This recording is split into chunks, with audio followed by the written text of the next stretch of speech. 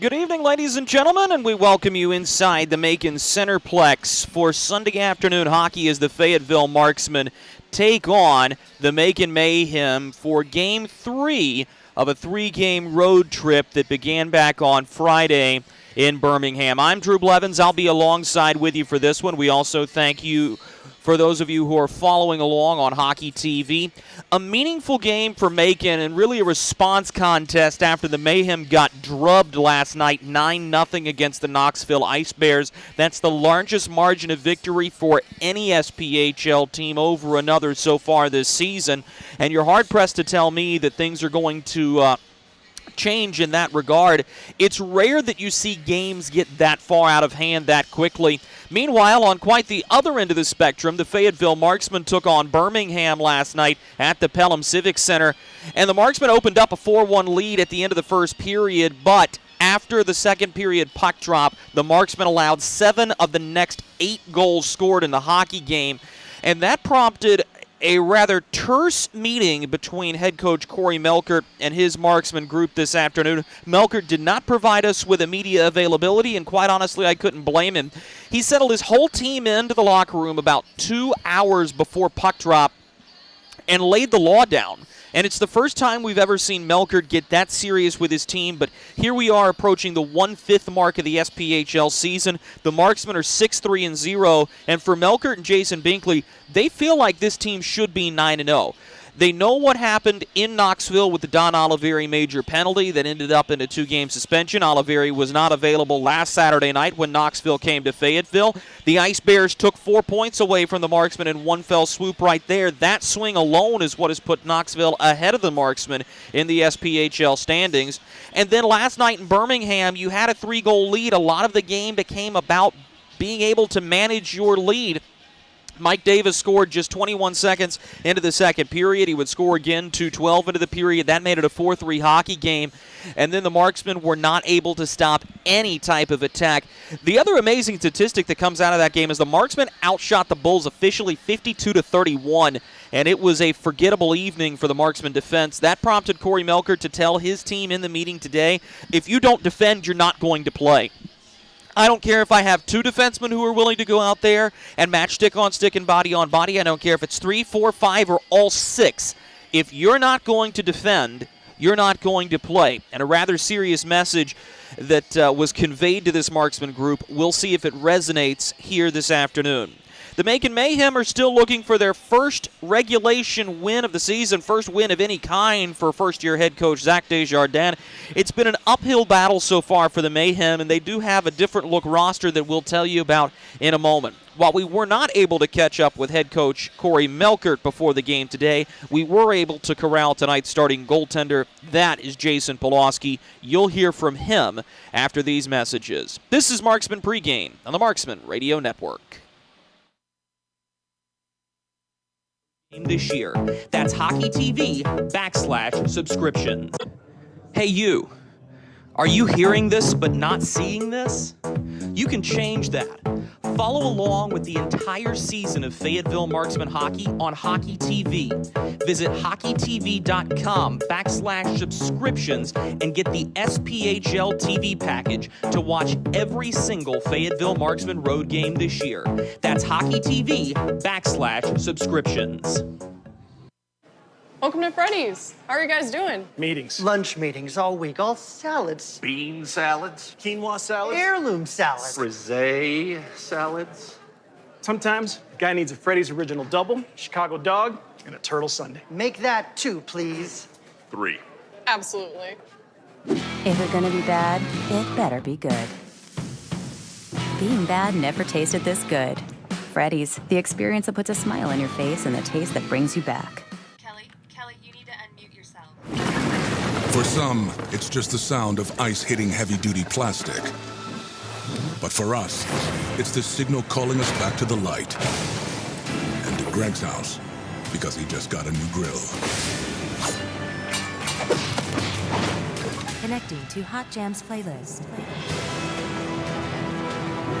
Welcome back, Bud Light legends. It's time to take summer by the coolers. Something big is coming. Something so big, it'll change the world of chicken sandwiches. Zaxby's new signature sandwich with Zax sauce or new spicy Zax sauce. Because the chicken sandwich war ain't over yet. The new signature sandwich. All the other little sandwiches can run along. We'll take it from here.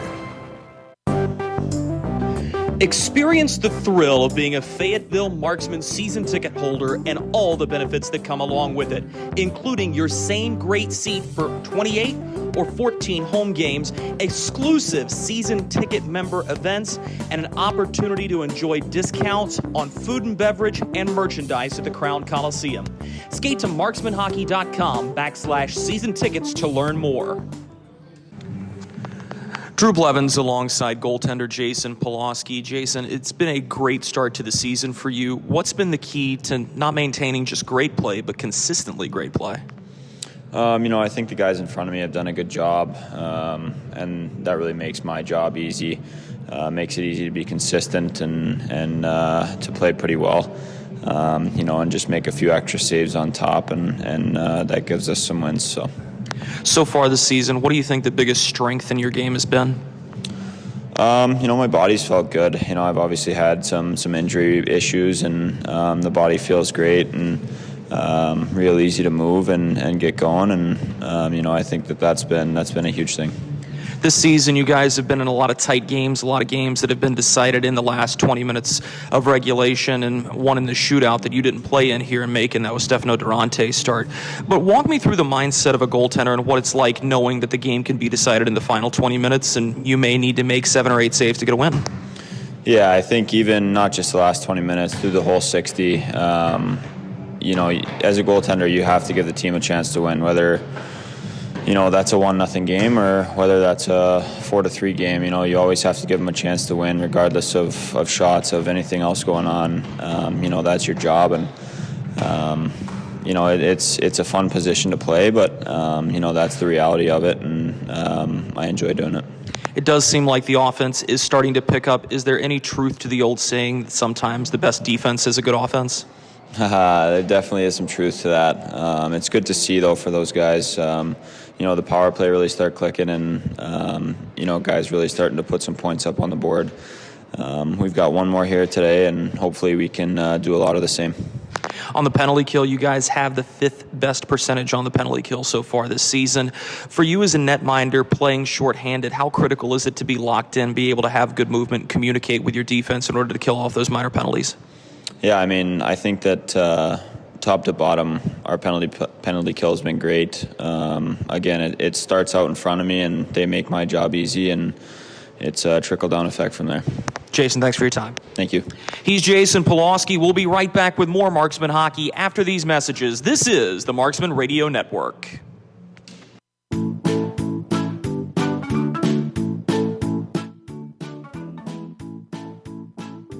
Marky? Carolina's Dentist offers the best in oral care and technology. Hope you're brushing twice a day like we discussed. And don't forget to make that 6-month appointment, okay? We'd like to keep those pretty white teeth looking good for you. Come experience positively different dentistry at Carolina's Dentist, the official dentist of the Fayetteville Marksmen. Hey, it's Goldie from Good Morning Fayetteville for St. Peter Pest Control. They've been doing my pest control services all summer, and it's been wonderful not to have to deal with ants or mosquitoes the last few months. All that money I saved in calamine lotion. Ray and Preston St. Peter show up, they spray outside, but they also do in-home pest control. So if you have roaches or, dare I say, rodents, they'll take care of them as well, because the last thing you need is unwanted visitors making a nest in your Christmas decorations up in the attic. Call St. Peter Pest Control. They send all your bugs and pests to see St. Peter.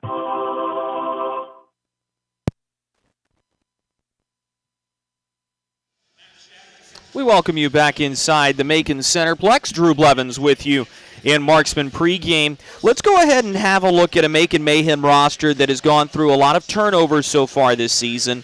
And it's interesting because some of these guys have just fallen off the roster completely. Gus Ford is the biggest loss. Gus now plays for the Carolina Thunderbirds in the FPHL. Familiar names, Caleb Cameron, Scott Coash, and Nigel Slade remain on this unit, but it's been tough sledding so far. You got to keep in mind, Macon has only had 8 players register a point so far this season.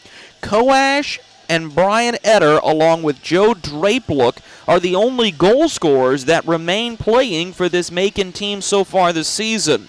Goals have been rather difficult to come by, and tonight against a marksman group that is trying to put the pieces together to defend, there is an opportunity to attack, but I think at the same time you also have to realize that this is a marksman group that is in the proving ground for defending, and the challenge has been issued. And while you may feel like if you're watching from the Macon side, yep, there's an opportunity to go on the attack tonight, by the same token, and I think perhaps equally as important, the marksmen are feeling like this is a get-right game to be able to get the defense back to a spot where they are consistently defending. And regardless of what side you fall on, I think that's a storyline that you're going to want to follow throughout the entirety of tonight's contest as we turn our attention now to the standings board. Huntsville was able to come from behind last night. They score a 4-2 win over Pensacola. They remain at the top of the SPHL. The Havoc are now 11-0 with 22 standings points, and it leaves you to wonder, is there any chance the Havoc are going to lose at any point this season? Of course, the Marksmen will play the Havoc at the very beginning of April, the 1st and 2nd in that opening weekend of the final month of the regular season. So a lot to look forward to in that matchup, but by that point the playoff picture should be clearing up for us. It'll be a fun matchup, I believe, and I think the Marksmen have an opportunity to be one of the top 5 teams in the SPHL, so you'll get a really good litmus test at just how good Fayetteville's going to be in April. Just behind them is a white-hot Quad City Storm team that scored another win last night. They're 8-1-1 with 17 standings points, just 5 off the pace with a game in hand on Huntsville. Knoxville wins here last night. They drubbed the Macon Mayhem by a final count of 9-0. They advanced to 7-2-1 in the year with 15 standings points.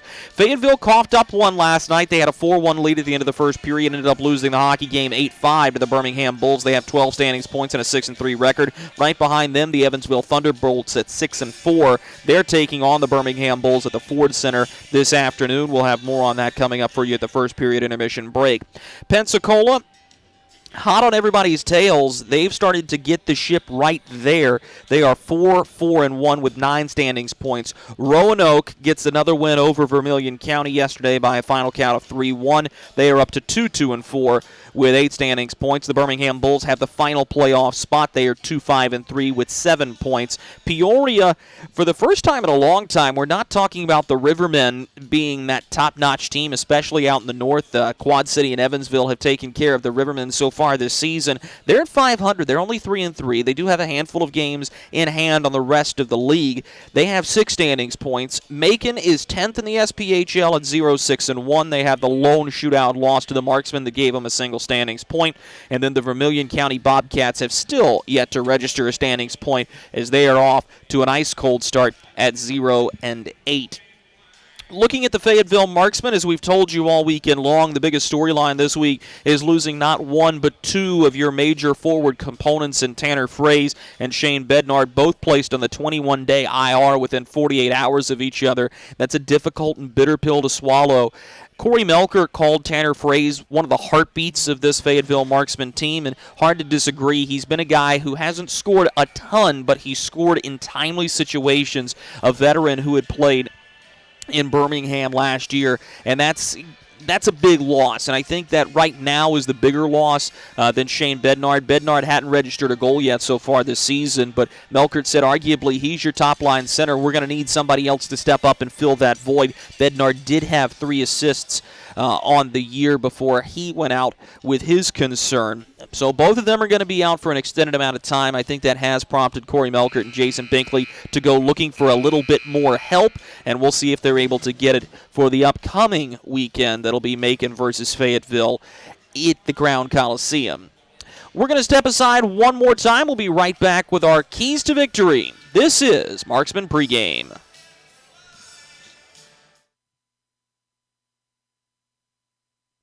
Kelly, you need to unmute yourself. For some, it's just the sound of ice hitting heavy-duty plastic. But for us, it's the signal calling us back to the light. And to Greg's house, because he just got a new grill. Connecting to Hot Jams playlist. Welcome back, Bud Light legends. It's time to take summer by the coolers. Something big is coming. Something so big, it'll change the world of chicken sandwiches. Zaxby's new signature sandwich with Zax sauce or new spicy Zax sauce. Because the chicken sandwich war ain't over yet. The new signature sandwich. All the other little sandwiches can run along. We'll take it from here. Experience the thrill of being a Fayetteville Marksmen season ticket holder and all the benefits that come along with it, including your same great seat for 28 or 14 home games, exclusive season ticket member events, and an opportunity to enjoy discounts on food and beverage and merchandise at the Crown Coliseum. Skate to marksmanhockey.com/season tickets to learn more. We welcome you back to the Macon Centerplex for the final time during Marksman pregame. Drew Blevins alongside you here at the Macon Coliseum as the officials have just taken the ice. Let's go ahead and turn our attention to tonight's keys to victory, and we're going to start things off with the visiting Fayetteville Marksmen. I fall in the camp where I do think this is a get-right game for Fayetteville. They know what they're up against. They've seen the opponent before. On paper, Fayetteville stacks up rather well against the Macon Mayhem. But I think you have to have the attitude of you need to go out and you need to finish what you start. Look, the Marksmen have scored 3 or more goals in the first period in each of their last 3 contests. However, in only one of them have they scored more than 1 throughout the remainder of the game. That was the win on Friday night at Birmingham. That means what you're about to see here today for Fayetteville is a lot more meaningful about not getting sucked into traps, not falling prey to taking bad penalties. It's a lot about doing the little things right and finding ways to consistently score the hockey puck. And that hasn't come easily all season for the Marksmen. Fayetteville has 15 first-period goals. Between the next 2 periods, they have 12 combined. That's going to be a problem as you do want to see even scoring throughout the entirety of the contest. Meanwhile, for the Macon Mayhem, I think one of the things you're going to look to do is put a lot of shots on goal and create some sort of buzz or some meaningful amount of traffic around Jason Polowski. Look, I think Polowski is the best goaltender in the league right now. He's one of the top 5 in save percentage. He is the leader of the SPHL in goals against average, and that cannot be understated. You saw Stefano Durante have a little bit of a clunker yesterday, and one that stings. I think there's a couple in that game he would have liked to have had back. For Polowski, Corey Melkert said on Friday it's hard not to call him the number 1 guy considering just how good he's been and for how long he's able to keep his team in games. And I think that's very meaningful and something that you're going to want to keep an eye on going down the stretch here this afternoon. That'll do it for us on Marksman Pregame. Coming up next, it's puck drop between the Fayetteville Marksmen and the Macon Mayhem.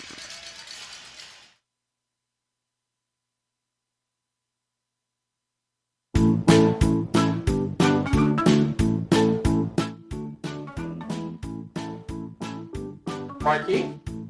Carolina's Dentist offers the best in oral care and technology. Hope you're brushing twice a day like we discussed. And don't forget to make that 6-month appointment, okay? We'd like to keep those pretty white teeth looking good for you. Come experience positively different dentistry at Carolina's Dentist, the official dentist of the Fayetteville Marksmen.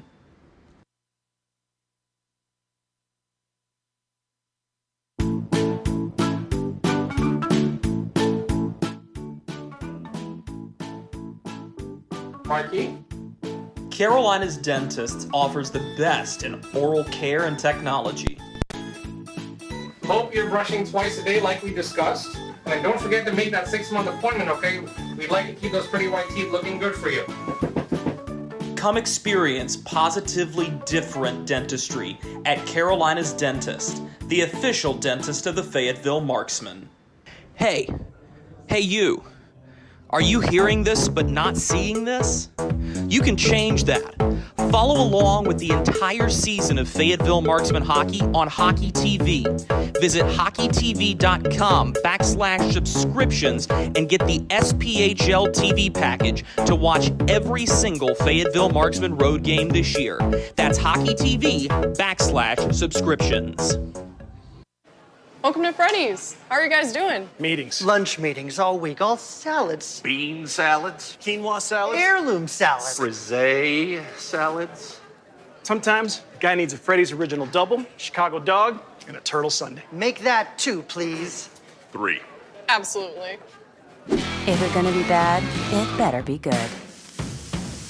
Being bad never tasted this good. Freddy's, the experience that puts a smile on your face and the taste that brings you back. Kelly, you need to unmute yourself. For some, it's just the sound of ice hitting heavy-duty plastic. But for us, it's the signal calling us back to the light. And to Greg's house, because he just got a new grill. Connecting to Hot Jams playlist. Welcome back, Bud Light legends. It's time to take summer by the coolers. Something big is coming. Something so big, it'll change the world of chicken sandwiches. Zaxby's new signature sandwich with Zax sauce or new spicy Zax sauce. Because the chicken sandwich war ain't over yet. The new signature sandwich. All the other little sandwiches can run along. We'll take it from here.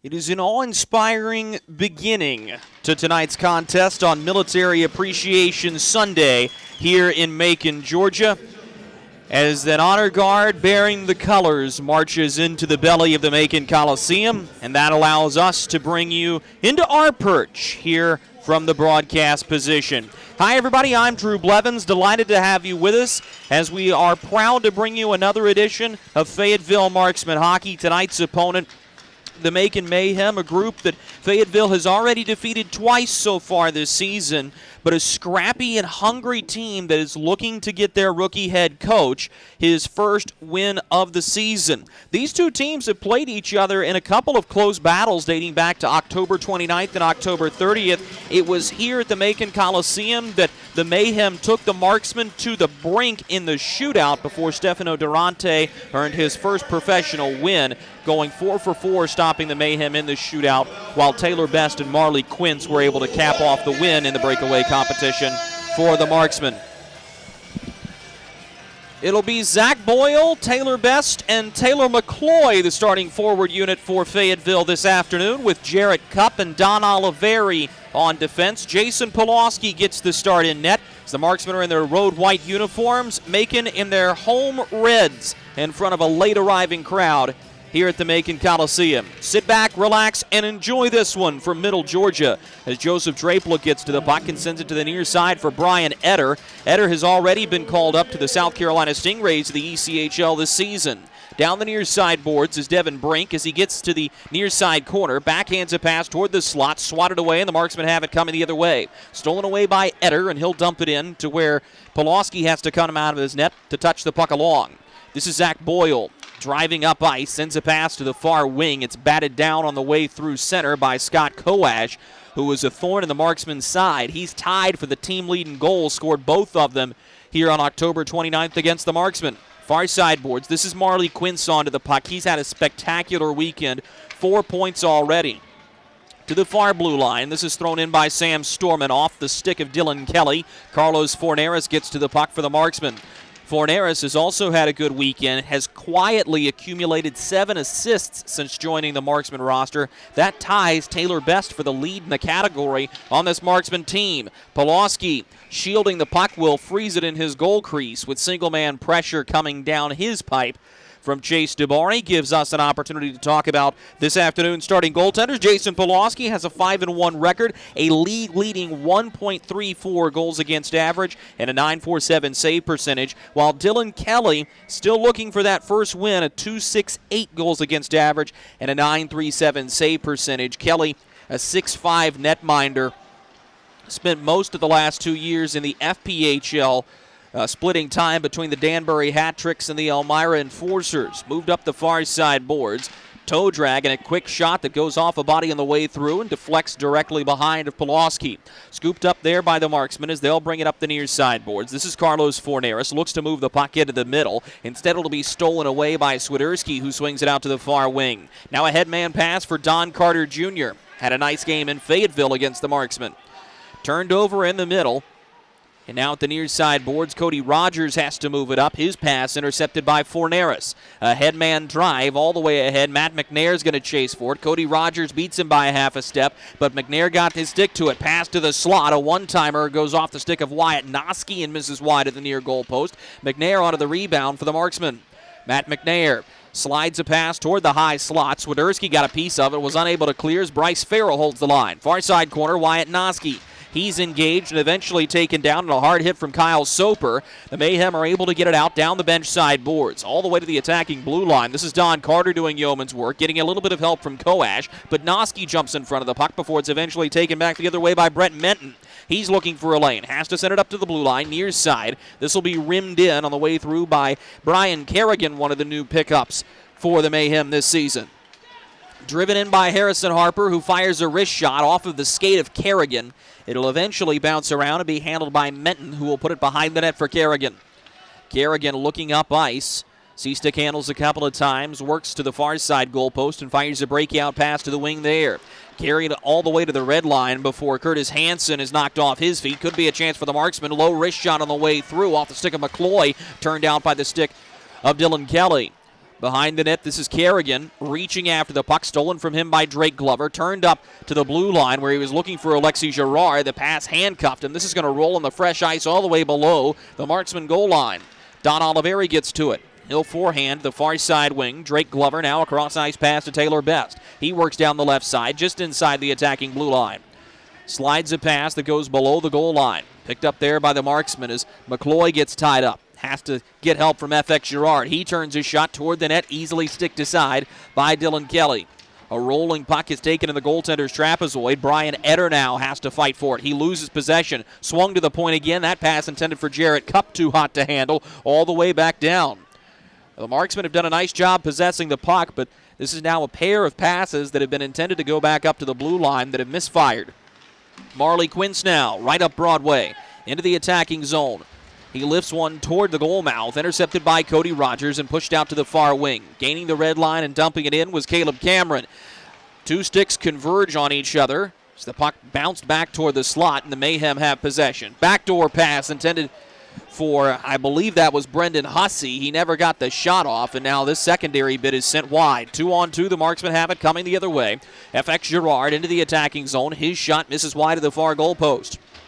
Rogers to the rebound for Macon. Spanks it off the near side glass, and Alexi Girard is there to field at center ice for the Marksmen. A cross-ice pass and eventually dumped in. Rogers will send it out to the far side wing as the Mayhem look to break it into the zone. Swiderski chips it off the far glass. Polowski out of his net to play it as Don Carter nearly deflected it around him. The puck stays out. Now the Marksmen have it 3-on-2 the other way. Bryce Farrell down the far wing. Chips in front for Knoskey. He scores! Wyatt Knoskey on the backhander, his first professional goal, and the Marksmen are off and running. 15:06 to go in the first period. What a rush up the ice by Farrell and Knoskey. Not known for their offensive prowess. Bryce Farrell is going to get an assist on that goal, and that'll be his first pro point. And Taylor Best, also a rookie, does the veteran thing by getting the puck, and that'll be given to the training staff to hang on to. So Wyatt Knoskey opens the scoring for the Marksmen on an assist from Bryce Farrell in front.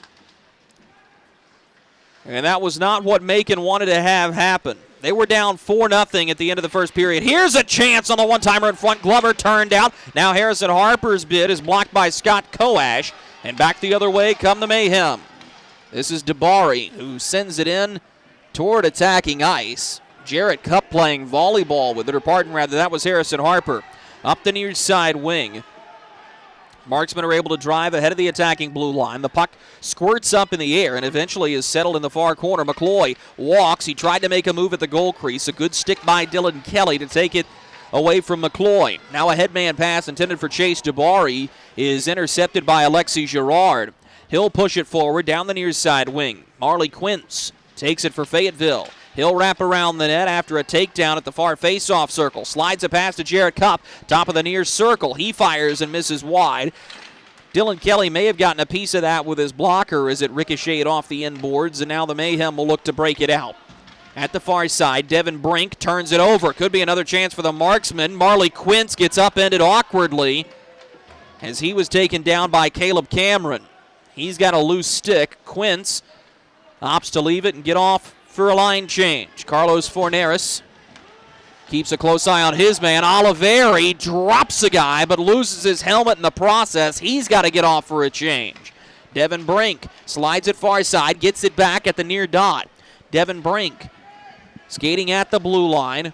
Will find a man. Here's a long wrist shot on the way through by Nigel Slade, blocked before it ever made it to the net front. Sent back ahead as a rolling puck is eventually corralled by Jarrett Cupp. Gives to Bryce Farrell. Farrell will dump it in. The Marksmen go to chase. The far side boards. It'll eventually be picked up before it's intercepted by Jarrett Cupp. He spins it in, far side corner. It'll be taken there and cleared the length of the rink by Kyle Soper. Makes the goal line, but icing had been waived. Hard hit on the end boards as Brent Menton comes to knock it free. He's got a man in front. A one-timer by Kerrigan blocked through the traffic. Now the Marksmen have it the other way. It's Knoskey with a man going with him. He's got McCloy. Knoskey holds, toe drags, fans on the shot, and getting a piece of it with his toe was Dylan Kelly. 12:36 to go in the first period. Wyatt Knoskey has the Marksmen in front, 1-0. Back after this.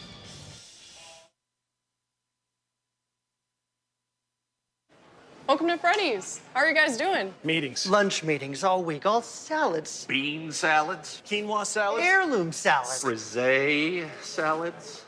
Sometimes a guy needs a Freddy's Original Double, Chicago Dog, and a Turtle Sundae. Make that 2, please. 3. Absolutely. If you're gonna be bad, it better be good. Being bad never tasted this good. Freddy's, the experience that puts a smile on your face and the taste that brings you back. Kelly.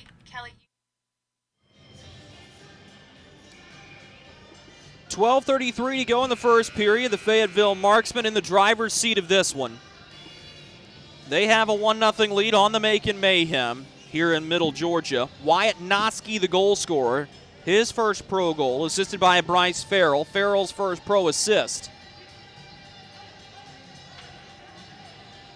Told you during Marksman pregame, Corey Melkert had corralled his entire team together and had a, we'll call it a serious conversation, and challenged all of them that they needed to play better. And that has resonated down to two guys who prior to tonight's game didn't have a point.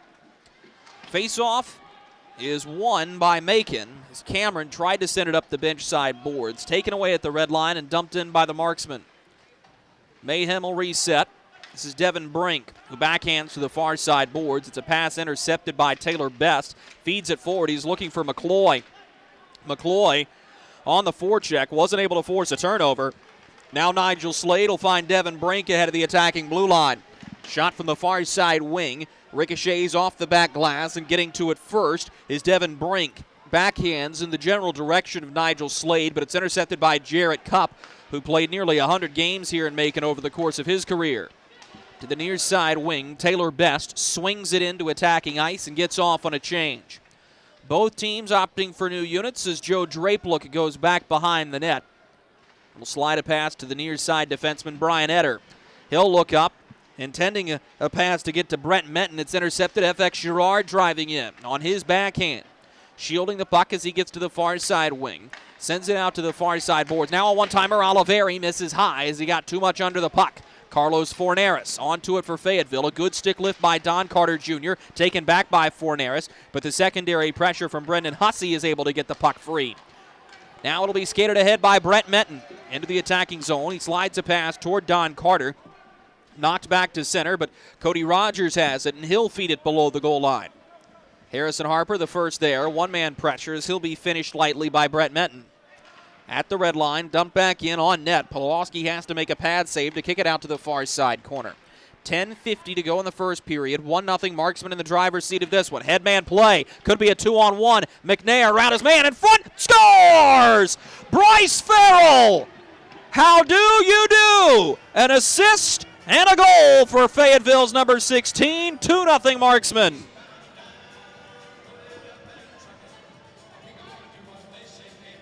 And a little fist bump there from Bryce Farrell. That's a meaningful goal. And what a feed from Matt McNair as well. Marksmen have had a penchant so far for finding ways to cut free. That's the third odd man rush they've had in the hockey game. They've converted on a pair.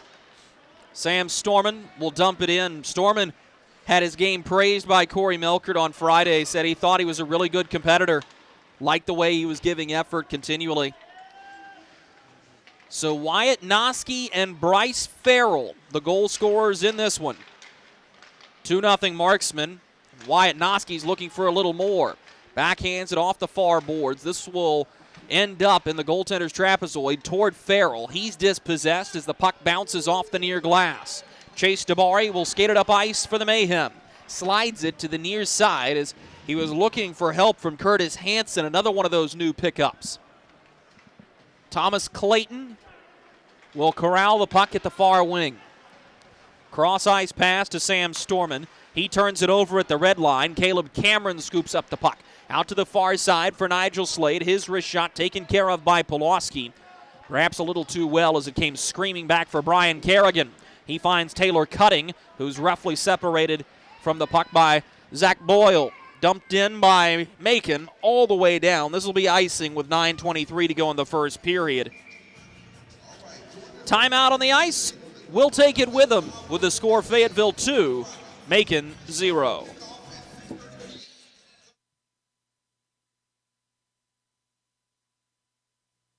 Look at our yard. So many anthills everywhere. Did you know that a single ant can live to be 29 years old? Really? Well, what about a married one? Seriously? But really, we need to fix the yard. St. Peter Pest Control handles all your mosquitoes, ants, spiders, cockroaches, and even rodents. St. Peter Pest Control provides full home pest protection and consistent treatment of ants and mosquitoes in your yard, too. At St. Peter Pest Control, we send all your bugs to see St. Peter. Round of applause for the servicemen and women in attendance at tonight's contest on Military Appreciation Weekend here in Macon, Georgia. Out of the last 4 Marksman road games, this is a mind-boggling statistic. 3 of them have been Military Appreciation nights. Knoxville last Friday, last Saturday night in Birmingham, and here this afternoon against the Macon Mayhem. 9:23 to go in the first period. 2-0 Marksman in the driver's seat with career first goals from both Wyatt Knoskey and Bryce Farrell. Dumped in by the Mayhem on the ensuing face-off as Kerrigan will hold the line into the near side wing. Slade pulls away with the puck, tries an off-angle wrist shot at the near side post. Knocked down off the chest of Polowski. Marksman struggling to break the puck out. Holding on to the puck here is Slade. Tried to fire it cross ice, and a good play made by Drake Glover to prevent that from going any further. Mayhem will work it from their own end. This is Cameron. Dumps it in down the far side boards as Polowski stops it on a tee, and the Marksmen begin the breakout. Taylor Best floats this one sky high. It's cut down by Don Carter. He'll work it into attacking ice toward Devin Brink. Thrown back by the Marksmen. Could be a 2-on-2 if they hurry. This is Jarrett Cupp. Has to settle for dumping it in to the near side corner. Drape look with a crafty pass to Brian Etter. He'll push it up for Don Carter. Up the near wing comes Mike Swiderski now. Look to give it to the far face-off circle where he had Slade cutting, but the Marksmen take it away. Marley Quince into the middle for FX Girard. Forneris, one-timer, scores! Carlos Forneris finishes on the tic-tac-toe passing play, and for the 4th straight hockey game, the Fayetteville Marksmen have scored 3 in the first period.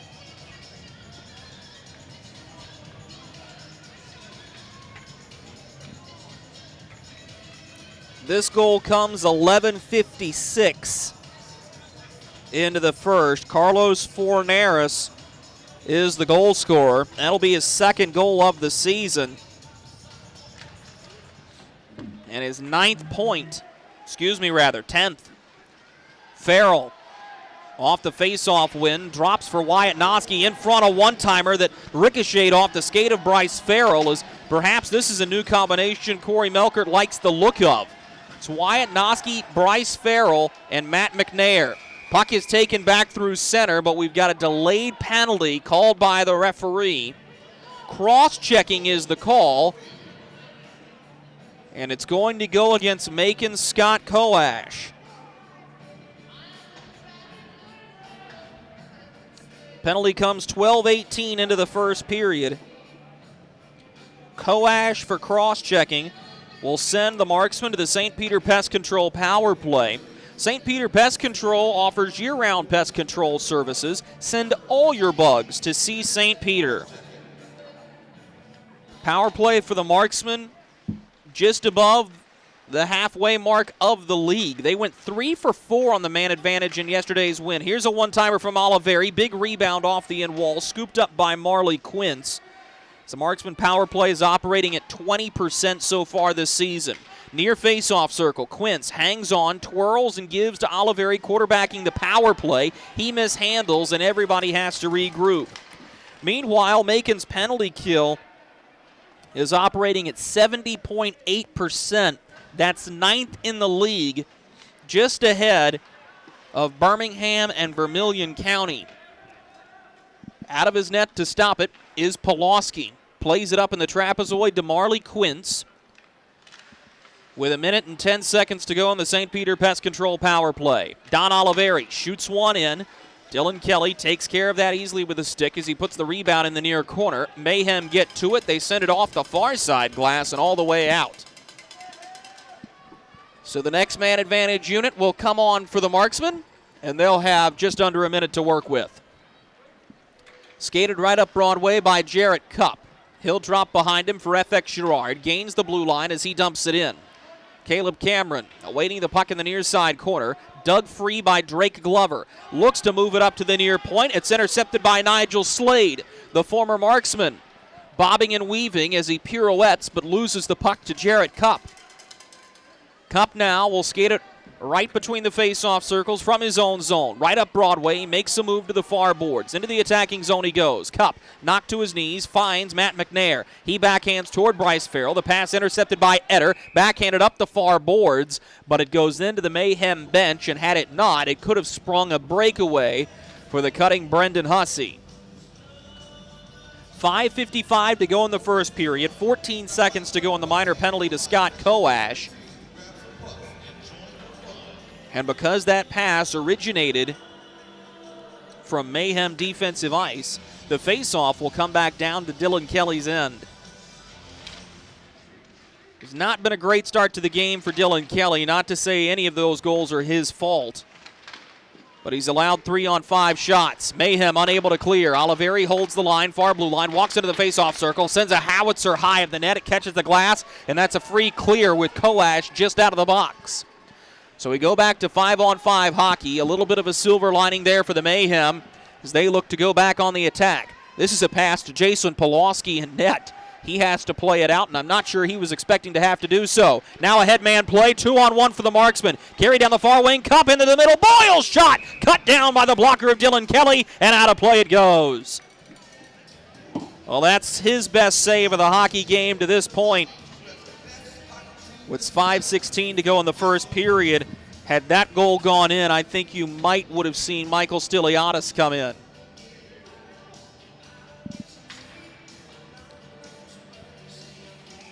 Dylan Kelly has not faced this many shots in the last 2 years of his career. The Danbury hat tricks in the FPHL had a sizable, well-positioned defensive core. In fact, they were the ones that were the thorn in the top of the league side, the Carolina Thunderbirds. They took 6 of 7 meetings against Carolina in the FPHL in 1920, and then the Elmira Enforcers made it all the way to the Ignite Cup championship last year before losing to the Columbus River Dragons. Long shot in on Polowski. The rebound taken by Devin Brink. Moved to the point. Rogers fires wide of the far goal post. Good pressure here by Macon. Caleb Cameron to the point. A one-timer on the way through from Kyle Soper is blocked. Now at the near side boards, Cody Rogers with help from Nigel Slade to hold the line. Eventually the Marksmen prevail up the near wing. Marley Quince Dempsey doodles around his man, fires a wrist shot into the gut of Kelly. He'll hang on. 4:29 to go in the first period. Marksmen 3, Mayhem 0. We'll finish the first period after these messages. This is Marksmen Hockey.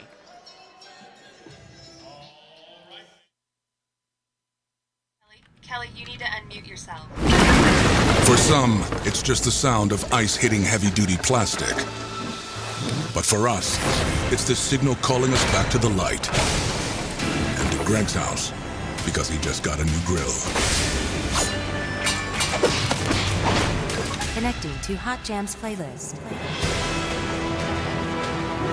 Welcome back, Bud Light legends. It's time to take summer by the coolers.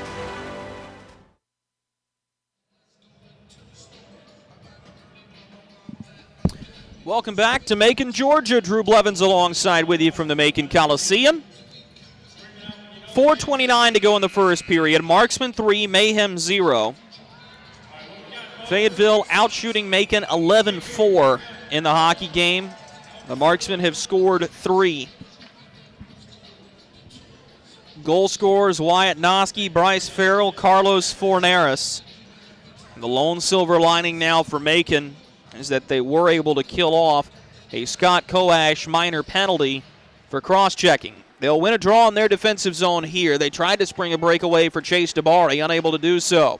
Taylor Mccoy has 5 goals on the weekend, has to drop the puck back here.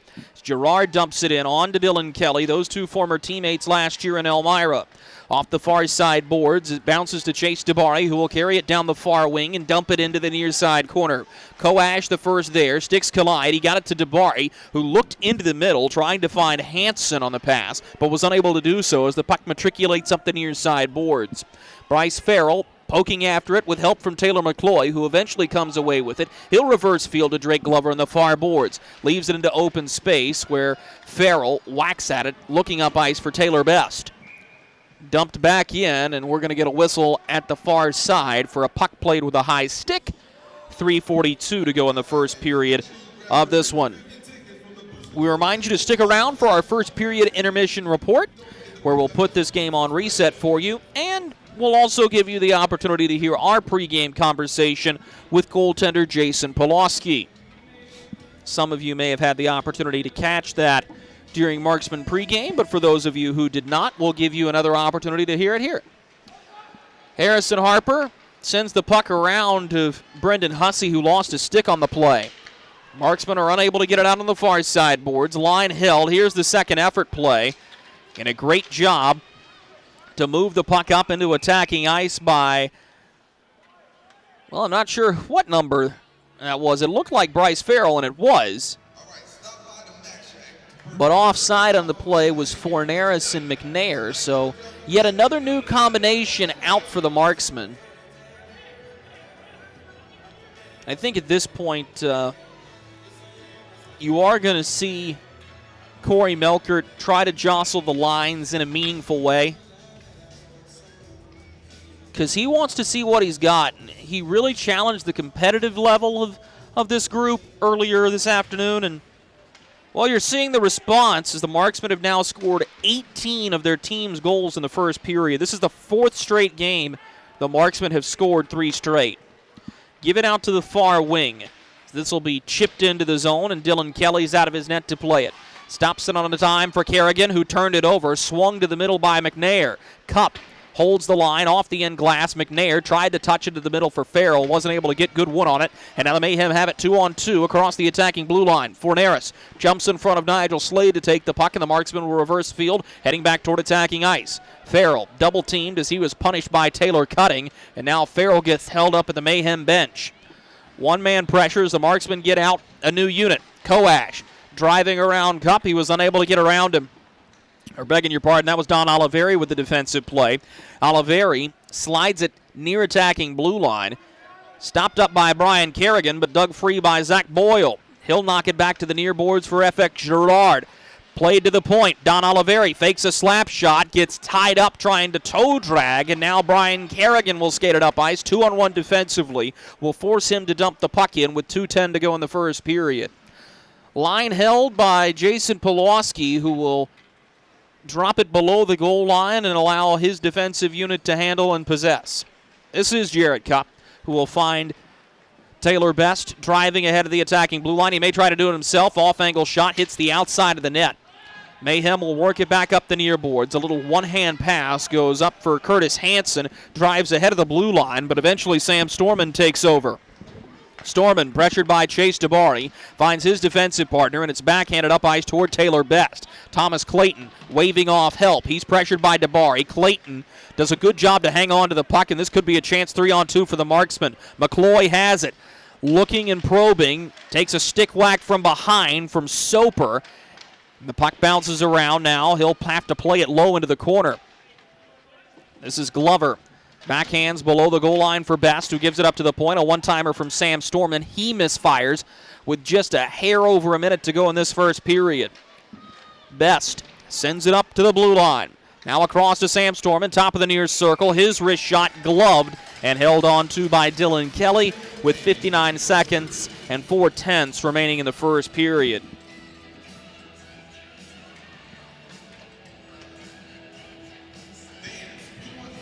Face-off will be to the blocker side of Dylan Kelly. And for as good as Michael Stiliadis was the last time the Marksmen were here, Kelly has really inserted himself as the statistical leader of this goaltending core. And oft forgotten about is Luke Cohen, who is also on the roster here between the pipes. McNair drives down the far wing, pressured by Don Carter, keeps the puck, slides a pass into the slot, intercepted by Cameron. He looked to send Nigel Slade out on a breakaway, but the puck was batted down.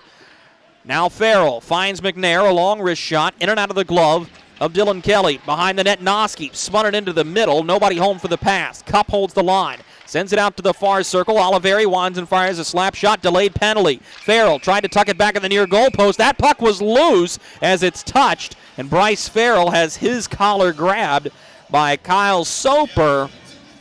And more pushing and shoving going on with Cody Rogers and Nigel Slade, the former Marksman.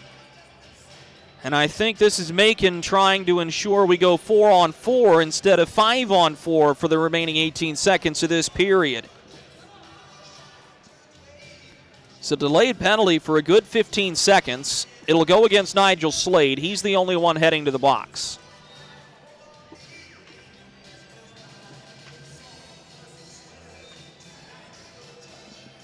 Penalty is holding. That'll come 19:42 into the first period. So the Marksmen will go back onto the St. Peter Pest Control power play. 0 for 1 today. On the season now, 7 for 36. It's just a hair under 20%. Here's a one-timer high and hard over the crossbar off the stick of Don Oliveri. And he's looking to get a goal that way. He scored on a slapper in Birmingham on Friday. Good pressure here by Devin Brink, but Polowski poke checks him. And that is where the period will come to an end. Shots on goal that period as they are posted now. Well, you know what? I'm not going to give them to you because I know the scoreboard's going to change here, so I apologize for teasing you with them. We'll have those official shot totals coming up after this break. The Fayetteville Marksmen lead the Macon Mayhem 3-0. Let's hear these messages from our corporate partners, and we'll be right back with our first period intermission report. This is Marksman Hockey.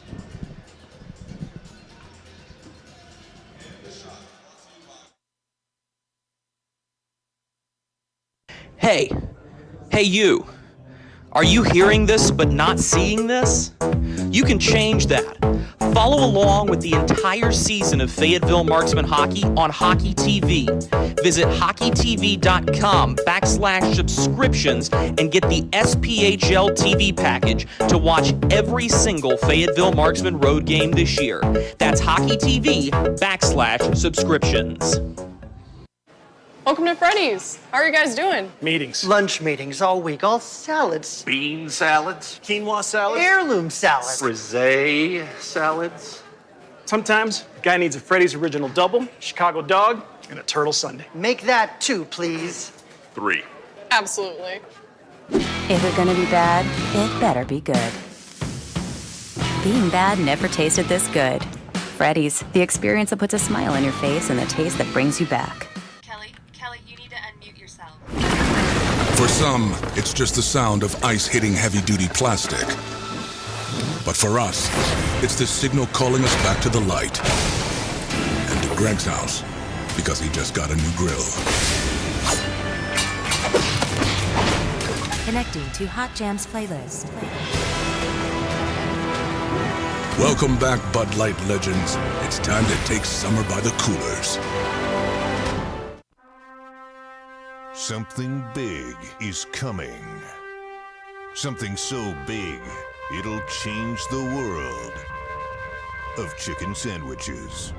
Zaxby's new signature sandwich with Zax sauce or new spicy Zax sauce. Because the chicken sandwich war ain't over yet.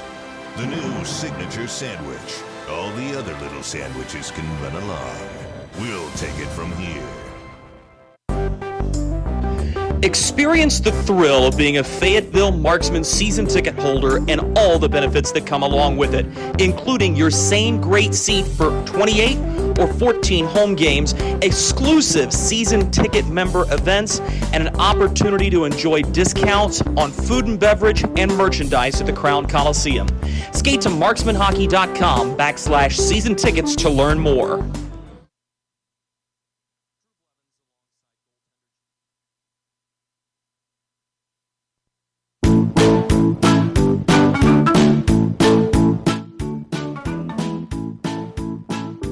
Marky? Carolina's Dentist offers the best in oral care and technology. Hope you're brushing twice a day like we discussed. And don't forget to make that 6-month appointment, okay? We'd like to keep those pretty white teeth looking good for you.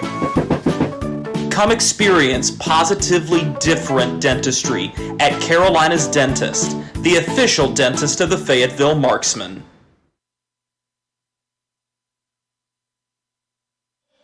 We welcome you back inside the Macon Centerplex in Macon, Georgia. Drew Blevins alongside you as we welcome you back to the broadcast booth for our first period intermission report. We'll start things off by giving you those shot totals from the first period.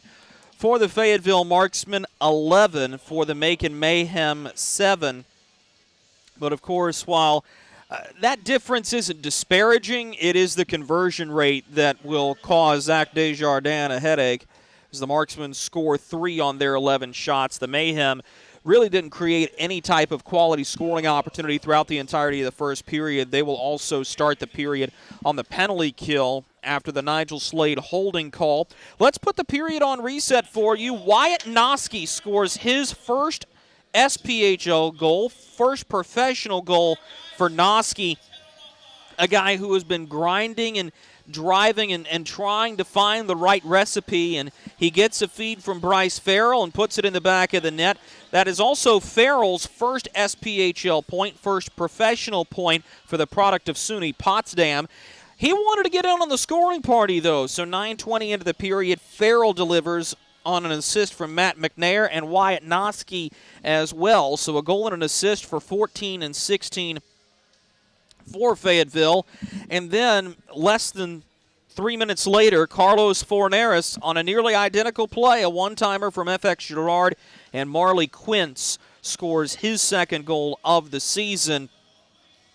And that's really the story of this period, is the Marksmen had 5 odd-man rushes. They converted on 3 of them. Zach Boyle nearly scored on his odd-man rush, but Dylan Kelly threw up the blocker and was fortunate to get a piece of it, sending it into the protective netting behind the cage. But he has been under siege here this afternoon, and the Mayhem have fresh in their memory how squee-walled things got in last night's contest. They lost 9-0 at the hands of the Knoxville Ice Bears. One other game in action this evening. I guess you can call it evening now as we approach 5 o'clock. Birmingham and Evansville are knotted up 0-0, about to drop the puck in the second period from the Ford Center in Evansville. But right here, Fayetteville has imposed their will. They've come out and they've competed early. As we told you, the story of this game is not going to be whether or not the Marksmen were going to be able to come out and we're going to be able to score early. This is the 4th straight game that the Marksmen have scored 3 or more goals in the opening 20 minutes. What the story is going to be, and I think something to keep a rather sharp eye on, is how are they going to continue this throughout the final 40 minutes, because it's become more of a pattern than an abnormality. Fayetteville has had a penchant for allowing their opponents to crawl back into games. We're going to pause for a quick commercial break. Coming back from it, you'll hear from tonight's starting netminder, Jason Polowski. This is Marksman Hockey.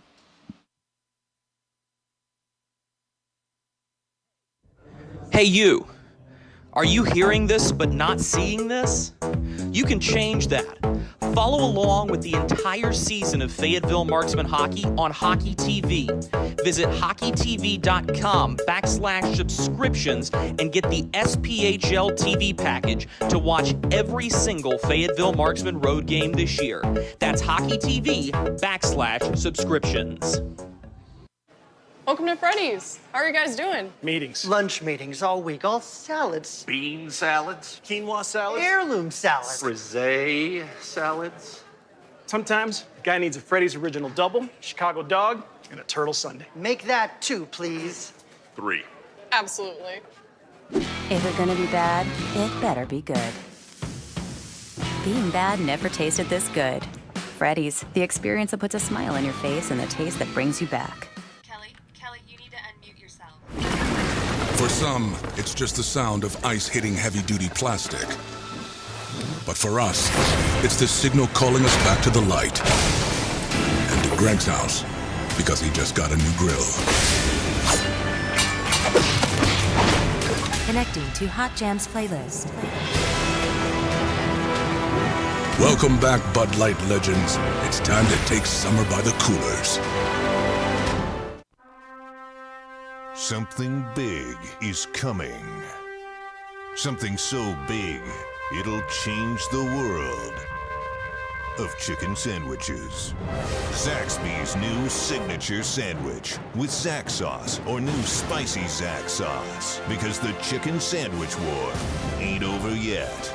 The new signature sandwich. All the other little sandwiches can run along. We'll take it from here. Experience the thrill of being a Fayetteville Marksman season ticket holder and all the benefits that come along with it, including your same great seat for 28 or 14 home games, exclusive season ticket member events, and an opportunity to enjoy discounts on food and beverage and merchandise at the Crown Coliseum. Skate to marksmanhockey.com/season tickets to learn more. Drew Blevins alongside goaltender Jason Polowski. Jason, it's been a great start to the season for you. What's been the key to not maintaining just great play, but consistently great play? I think the guys in front of me have done a good job, and that really makes my job easy. Makes it easy to be consistent and to play pretty well. And just make a few extra saves on top, and that gives us some wins. So. So far this season, what do you think the biggest strength in your game has been? My body's felt good. I've obviously had some injury issues, and the body feels great and real easy to move and get going. And I think that's been a huge thing. This season, you guys have been in a lot of tight games, a lot of games that have been decided in the last 20 minutes of regulation, and one in the shootout that you didn't play in here in Macon. That was Stefano Durante's start. But walk me through the mindset of a goaltender and what it's like knowing that the game can be decided in the final 20 minutes and you may need to make 7 or 8 saves to get a win. Yeah, I think even not just the last 20 minutes, through the whole 60, as a goaltender, you have to give the team a chance to win, whether that's a 1-0 game or whether that's a 4-3 game. You always have to give them a chance to win regardless of shots, of anything else going on. That's your job, and it's a fun position to play, but that's the reality of it, and I enjoy doing it. It does seem like the offense is starting to pick up. Is there any truth to the old saying that sometimes the best defense is a good offense? There definitely is some truth to that. It's good to see, though, for those guys. The power play really start clicking, and guys really starting to put some points up on the board. We've got one more here today, and hopefully we can do a lot of the same. On the penalty kill, you guys have the 5th best percentage on the penalty kill so far this season. For you as a netminder playing shorthanded, how critical is it to be locked in, be able to have good movement, and communicate with your defense in order to kill off those minor penalties? Yeah, I think that top to bottom, our penalty kill has been great. Again, it starts out in front of me, and they make my job easy, and it's a trickle-down effect from there. Jason, thanks for your time. Thank you. He's Jason Polowski. We'll be right back with more Marksman hockey after these messages. This is the Marksman Radio Network.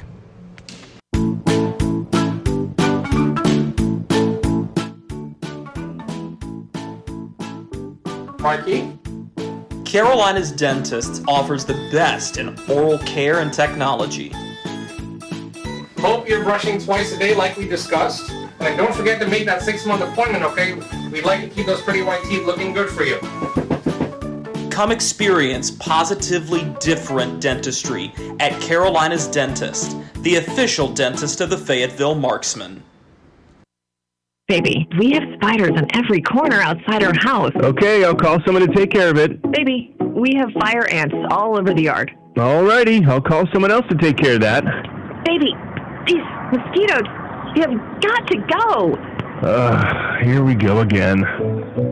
One call to St. Peter Pest Control provides all these services. Total pest protection for one low monthly payment. At St. Peter Pest Control, we send all your bugs to see St. Peter. Welcome to Freddy's. How are you guys doing? Meetings. Lunch meetings all week, all salads. Bean salads. Quinoa salads. Heirloom salads. Frisee salads. Sometimes a guy needs a Freddy's Original Double, Chicago Dog, and a Turtle Sundae. Make that 2, please. 3. Absolutely. If you're gonna be bad, it better be good. Being bad never tasted this good. Freddy's, the experience that puts a smile on your face and the taste that brings you back. Kelly, you need to unmute yourself. For some, it's just the sound of ice hitting heavy-duty plastic. But for us, it's the signal calling us back to the light. And to Greg's house, because he just got a new grill. Connecting to Hot Jams playlist. Welcome back, Bud Light legends. It's time to take summer by the coolers.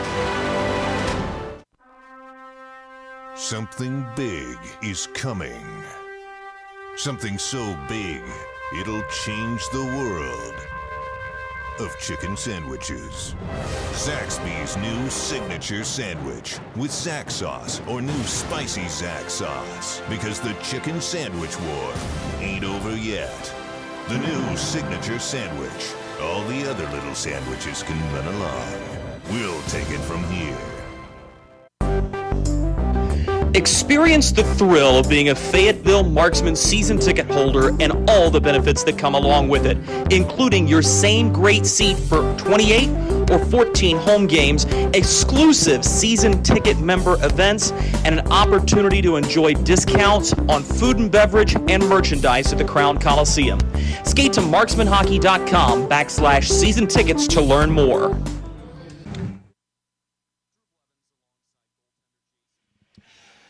We welcome you back inside the Macon Coliseum. Drew Blevins with you for the final time during our first period intermission report. The Fayetteville Marksmen leading the Macon Mayhem 3-0, fourth straight game that the Marksmen have scored 3 or more goals in the opening frame of play. And it's been one of those things for the Marksmen that at this point it's not really about doing it, it's about how you respond to doing it.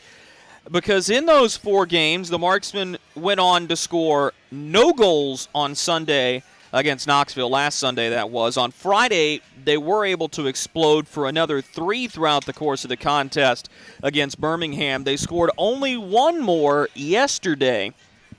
So the follow-up hasn't been as good as the initial drive, and they're looking to right the ship in that regard this afternoon. Only one other game in the SPHL going on. It's over in Evansville at the Ford Center, where the Thunderbolts and the Birmingham Bulls are knotted up 0-0, just dropping the puck in the second period from the Ford Center. Let's step aside one more time. We'll be right back with puck drop of period number 2 between the Marksmen and the Mayhem. This is Fayetteville Marksmen Hockey.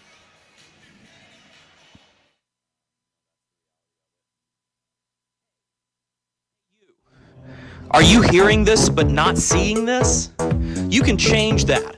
Follow along with the entire season of Fayetteville Marksmen Hockey on Hockey TV. Visit hockeytv.com/subscriptions and get the SPHL TV package to watch every single Fayetteville Marksmen road game this year. That's hockeytv.com/subscriptions. Welcome to Freddy's. How are you guys doing? Meetings. Lunch meetings all week, all salads. Bean salads. Quinoa salads. Heirloom salad. Frisee salads. Sometimes a guy needs a Freddy's Original Double, Chicago Dog, and a Turtle Sundae. Make that 2, please. 3. Absolutely. If you're gonna be bad, it better be good. Being bad never tasted this good. Freddy's, the experience that puts a smile on your face and the taste that brings you back. Kelly, you need to unmute yourself.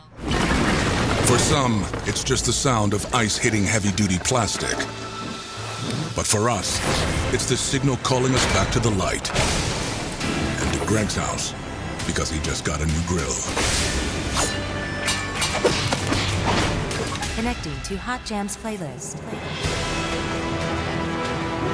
Welcome back, Bud Light legends. It's time to take summer by the coolers. Something big is coming. Something so big, it'll change the world of chicken sandwiches. Zaxby's new signature sandwich with Zax sauce or new spicy Zax sauce. Because the chicken sandwich war ain't over yet. The new signature sandwich. All the other little sandwiches can run along. We'll take it from here. Experience the thrill of being a Fayetteville Marksmen season ticket holder and all the benefits that come along with it, including your same great seat for 28 or 14 home games, exclusive season ticket member events, and an opportunity to enjoy discounts on food and beverage and merchandise at the Crown Coliseum. Skate to marksmanhockey.com/season tickets to learn more.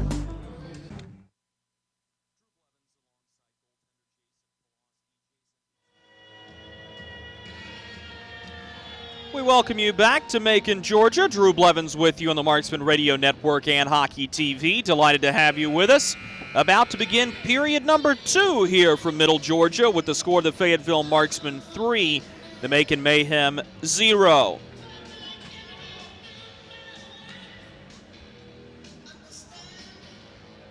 The Marksmen will begin the period on the power play, the St. Peter Pest Control power play, after Nigel Slade committed a holding infraction with just 18 seconds to go in the first period. And it's the top power play unit that goes out for the Marksmen to start this period. Puck is dropped, and away we go with the middle frame of regulation. Don Oliveri possessing the puck for the Marksmen. Oliveri slides it into the middle for Taylor Best, who chips it ahead for Carlos Forneras to go chase. Drapelook is all over him as the puck squirts to the far side. Koash will send it the length of the rink as Polowski's out of his net to play it. Shoots it off the far boards. Caleb Cameron had it, lost it on a takedown. This is going to be a penalty, hooking the call, and I believe it's going to go against Marley Quince. It will. So that'll negate the power play just 25 seconds into the second period. Quince for hooking is the call. And we'll go 4-on-4 for the next minute and 18 seconds. Face-off will be to the glove hand side of Jason Polowski. It's a clean win for the Marksmen, who begin the possession from behind their own net in the form of Sam Storman. He finds Matt McNair, knocked back for Sam Storman, and he'll bring it to the near side for Harrison Harper. Given out to the far wing, Storman's pass blocked. Harper there to recover, can't hold on for very long as Don Carter tries to fire a wrist shot from the high slot. He fanned on it completely. This is FX Girard for the Marksmen, gives it to the far wing. Matt McNair, the Adrian product with speed. McNair hanging on to the puck here, far side face-off circle. Toe drags and pulls it back to find FX Girard. Girard hanging on to the puck here. Drapelook is all over him. Carter took the puck away, getting a stick to it and able to hold the line was Girard, but finally the Mayhem are able to get it back out towards center. Harrison Harper will receive at his own blue line. Moving it up toward Matt McNair. He's dispossessed by Drapelook, but coming in to knock the puck free is Taylor Mccoy. Mccoy fires a wrist shot high on Dylan Kelly. He may have gotten a piece of it with the blocker. In fact, Mark Dungan, the referee, says he did. So the face-off will stay at his end with the puck out of play. 18:35 to go in the second period. McCloy has got to be one of the front runners for the SPHL Warrior Player of the Week. 5 goals and a couple of assists for McCloy this weekend.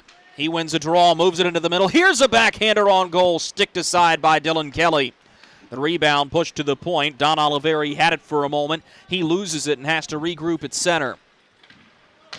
The Marksmen are now on the Freddy's penalty kill for the first time in the game. Here's a slap shot top of the far circle on goal, and Kelly will swallow it into his chest. We remind you that you can visit Freddy's Frozen Custard and Steak Burgers at their location on Ramsey Street. And if you're in attendance for a Marksman game this season and they kill a penalty at the Crown Coliseum, everybody in attendance wins a free custard courtesy of Freddy's. Just 35 seconds remaining on the Freddy's penalty kill as Soper will start things up to chase DeBari far wing. Slides by McNair, but loses the puck. Soper gloves the clearing attempt. He tests the blocker side of Polowski, who gets a piece of it. Laid down the far boards, picked up there by the Marksman, and carried ahead by Jarrett Cupp. Stops at the bench side blue line and dumps it in to kill time. Just 7 seconds remaining on this power play for Macon. Brought up ice by DeBari, loses possession at the attacking blue line. Curled into the middle. Oliveri's got it. Quince out of the box going with him. Oliveri toe dragging, but loses the puck to Cody Rogers, who made a nice play to prevent that from going any further. Up the near boards, Girard holds the line, slides it into the middle, tipped wide by Marley Quince. At the far boards, Koash has it. Pitchforks it all the way up to the red line. The Marksman will retrieve there and dump it all the way back.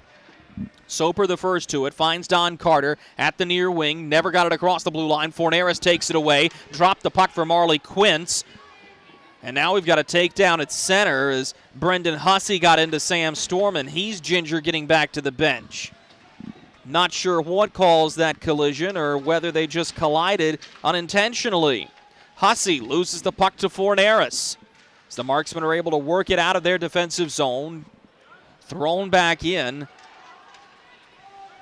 by Kerrigan, who now looks around for a moment. Jarrett Cupp hanging on to the puck directly in back of Polowski.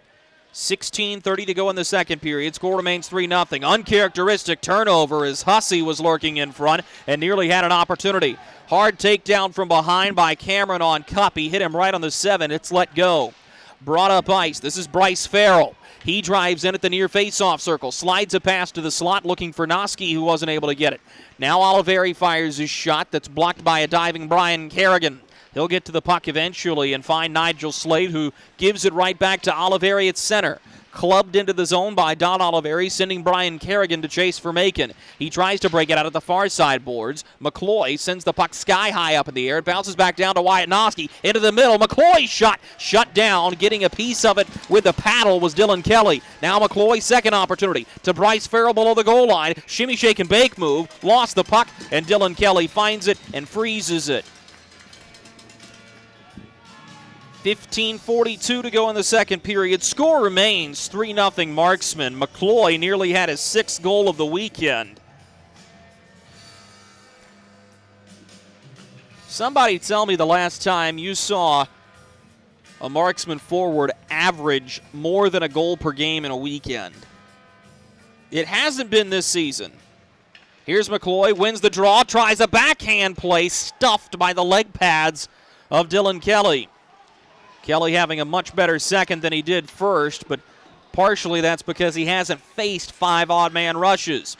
At the far corner, this is Don Oliveri. Slides it up through center ice. Knoskey backhands to the far side, or begging your pardon, that was Drake Glover, who gave out for Mccoy. He was double-teamed and lost the puck. Brian Etter smacks it up the near boards, looking for Curtis Hansen, who wasn't able to handle the pass. He is on the second opportunity. We've got a whistle at the far side. And we may have another penalty here. We will. It'll go against Curtis Hansen. The call is high sticking. And the Marksmen will have their 3rd opportunity on the St. Peter Pest Control power play. Hansen was arguing that he got the stick high on the follow-through of a pass. It's a plea that falls on deaf ears. The penalty comes 4:52 into the second period.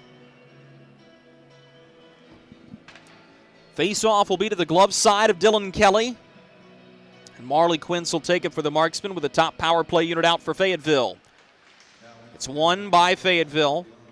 As Carlos Forneris has it near blue line. Finds Don Oliveri. He'll quarterback the power play as the Marksmen go into their umbrella. Across to Quince. He tried to find a man in front. Taking a hard spill was Taylor Best. Forneris has the puck near corner. Floats a pass to the far face-off circle. It's taken away. Slammed down the length of the rink by the Mayhem. Jason Polowski will set this one up on a tee. This is Don Oliveri, who gives through the middle of the rink. Taylor Best cuts forward, looking into the middle. Nobody home for the pass, but Forneris will hold the line near blue line. Passes to Oliveri, who works between the face-off circles. Oliveri slides to his right, fires a wrist shot that goes off of a body off of Caleb Cameron. Oliveri punishes Cody Rogers as he clears the puck the length of the ice. The good news is the Mayhem have been effective on the penalty kill so far. They've killed off both penalties they've taken. As Forneris charges ahead, drops for Bryce Farrell, back for Forneris low. The pass intercepted. Hussey may have a 2-on-1. Brink stays on sides. Here's a backhander onto Polowski. He'll swallow and hang on. 13:51 to go in the second period. 3-0 Marksman lead. We'll be right back after these messages.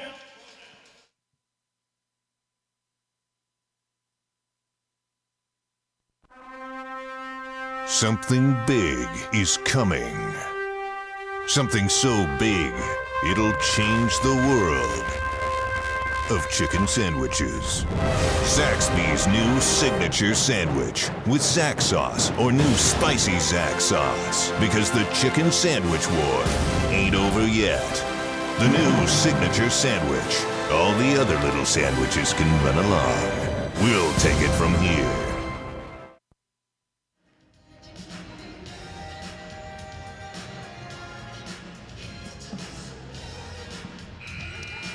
13:51 to go in the second period here from the Macon Centerplex in Macon, Georgia. Drew Blevins alongside you on Hockey TV and the Marksman Radio Network.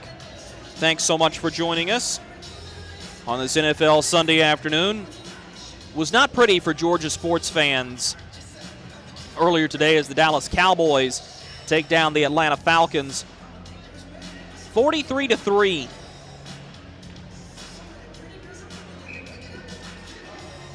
And I do happen to be privy to information that the CEO and president of the Fayetteville Marksmen is listening in. And as a Michigander, he'll be happy to hear that the Detroit Lions and the Pittsburgh Steelers tied 16-16 earlier this afternoon as well. Meanwhile here, the score remains 3-0 Marksmen. They do have 20 seconds to go in the third St. Peter Pest Control power play of the evening. Jarrett Cupp has it between the face-off circle, slides it near side for FX Girard. Up to the top, Cupp fakes the slapper, finds Girard, top of the near circle. He winds and fires, caught and held on to by Dylan Kelly. Just 8 seconds remaining now in the St. Peter Pest Control power play. And if it's not one thing, it's another on special teams for the Marksmen. They went 3 for 4 on the power play in yesterday's loss. And here, things have not gone quite so well on the man advantage.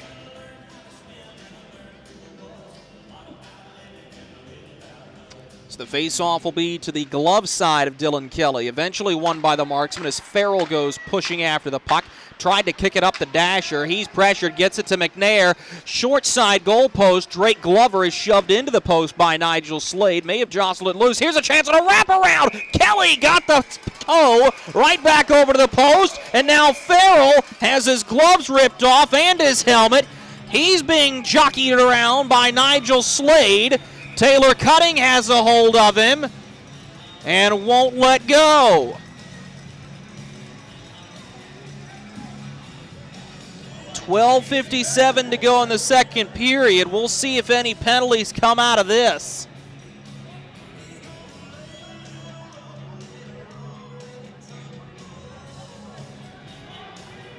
And there will be.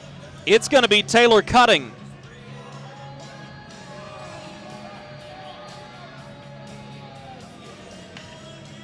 We'll see what the call is against Cutting. It's going to be a 2-minute minor, and I think that was an unsportsmanlike conduct penalty that was given. I'll get clarification on that as soon as I can, but the Marksmen are going to go to their fourth St. Peter Pest Control power play of the evening.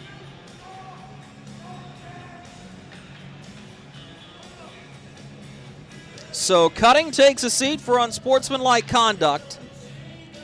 7:03.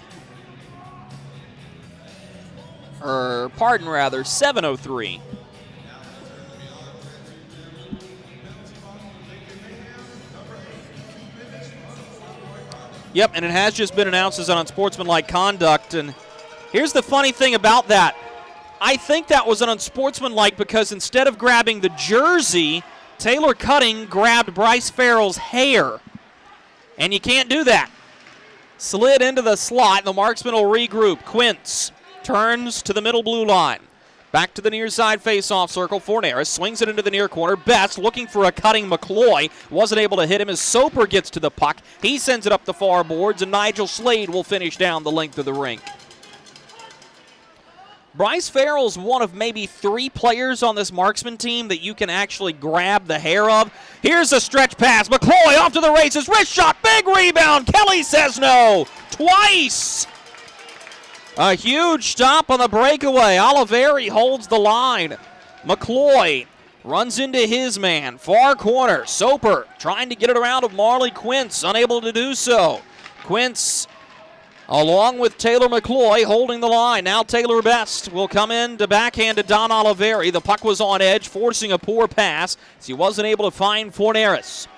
50 seconds to go in the St. Peter Pest Control power play for the Marksmen, who lead the Macon Mayhem 3-0. Marley Quince backhands to the slot, deflected off the stick of Taylor Best and wide. Marksman will get to the puck. Bryce Farrell driving, gets around a drape look to cut to the slot. He was edged, has to give it near corner. Fed to the top, this is Oliveri. Swings it for Matt McNair, into the middle, Glover. Back for McNair at the far hash marks. Across to the near circle for Naris. Back for McNair, top of the far circle. His wrist shot, caught and held on to by Kelly.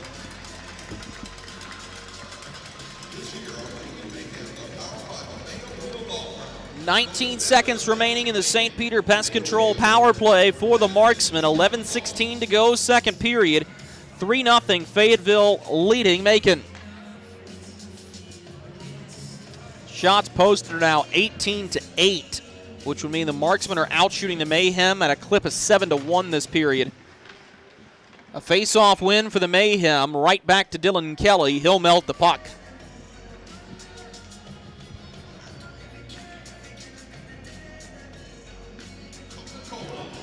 Marksmen have scored on the power play in 3 straight contests, looking to extend that streak as well. Another face-off win for the Mayhem, and that'll do it for this St. Peter Pest Control power play. Just 5 seconds to go in it as Harrison Harper carries it up through the middle of the rink, finds Wyatt Knoskey. He'll drop for Bryce Farrell. Toe drags, fakes the shot, left it for Matt McNair as the penalty comes to an end.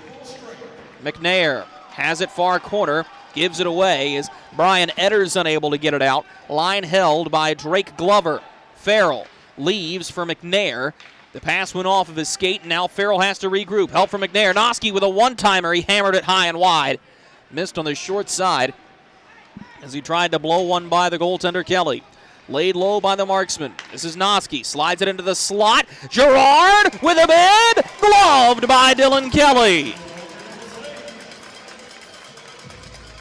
And that's exactly where you want that shot to be if you're Alexi Gerard. Went against the grain, and Dylan Kelly uses every inch of that 6'5" frame to reach back and grab the puck. Those two were teammates last year in Elmira. Saw a lot of each other in practice. And a good stop by Dylan Kelly, who has been on his head the second period. Another face-off win for the Mayhem, and we talked about this the last time these two teams got together.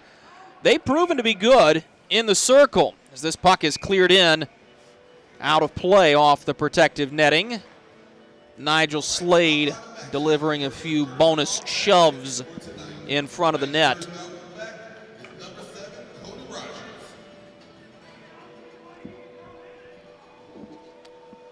After that clear in, no tip off of a Mayhem stick, so the face-off does come back out to neutral ice.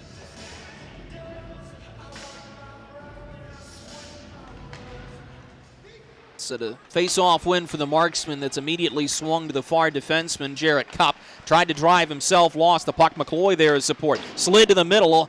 A long shot was tipped just wide. A good play made by Glover to try to get in front.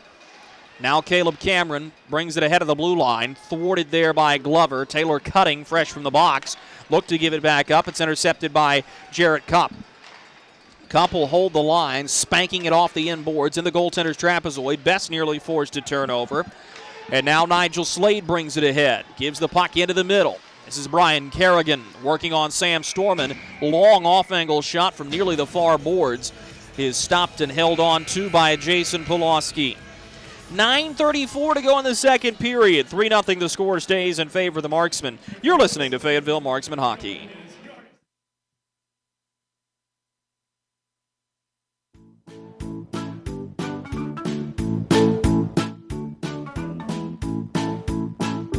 Marky?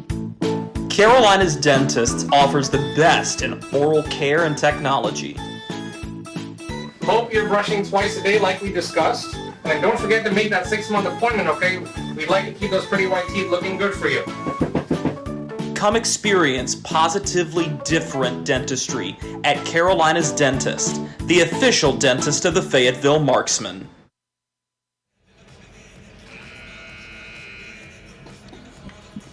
.934 remaining in the second period with the score the Fayetteville Marksmen 3, the Macon Mayhem 0. Drew Blevins with you on the Marksmen Radio Network and Hockey TV. For those of you watching that are fans of the Mayhem, delighted to have you with us as well. The face-off from the glove side of Polowski is won by the Marksmen. Backhanded to the near side boards, FX Girard tried to play it forward. He was thwarted by Swiderski. Here's an opportunity driving in for Brett Menton, cut down off the blocker of Polowski. Now a drive from Soper, deflected by Swiderski before it ever made it to Polowski. And the Marksmen get to the loose change. Backhanded down the far boards, FX Girard will go to chase. Works around the net and looks to the blue line for a friendly face to pass to. He's punished by Brendan Hussey. That'll force the puck back out to neutral ice, where the Marksmen will still hold possession. Thomas Clayton backhands to Marley Quince, who drags once, lost the puck to Brendan Hussey. But good support by the Marksmen. I thought they've had good puck support all game, really. Could be a chance for Cody Rogers. His drive may have hit a stick on the way through, goes high. Rogers backhands into the goaltender's crease. And hanging on to the puck here is Polowski with 8:37 remaining in the middle frame. These two teams will play each other twice more next weekend at the Crown Coliseum. It'll be Hockey Fights Cancer Weekend as we honor and remember those who have and are currently fighting cancer. We'll have specialty jerseys all weekend with a post-game jersey auction Saturday night, a post-game skate, and Pirates and Princesses on Saturday as well. You can get your tickets by skating to marksmanhockey.com and clicking the Tickets tab. Immediately off the face-off, puck is sent out of play on a deflected shot, so we'll hit the reset button and do it all over again just from the blocker side of Polowski this time. New unit coming out. Chase DeBari wasn't thrilled about it. Zach Desjardins has a couple of words for his forward. As the Mayhem win another draw, Cameron tries to wrap it around. McNair is there, shielding him away. Nigel Slade digging after the puck. Alexis Girard has it. Matt McNair there to go digging after the puck. Cameron all over him. Eventually Harper is able to get it on his forehand up to the forward core. Knoskey gives the puck to Harrison Harper. We do have a delayed penalty as Brian Etter touches the puck, and the Marksmen are going to go back on the St. Peter Pest Control power play on a holding call given by Mark Dungan. It'll be Cameron as the guilty party. And the penalty comes 11:58 into the second. Fifth penalty of the hockey game against the Macon Mayhem. All of them minors. It's a clean win to Forneris. As the Marksmen begin their fifth opportunity. Quince with a one-timer, turned out by Kelly. And the rebound is swept the length of the ice by the Mayhem defense. Good pressure here as Oliveri wasn't expecting Chase DeBari from behind. Koash levels him. Now a chance. Soper pushes it wide. Rogers scores!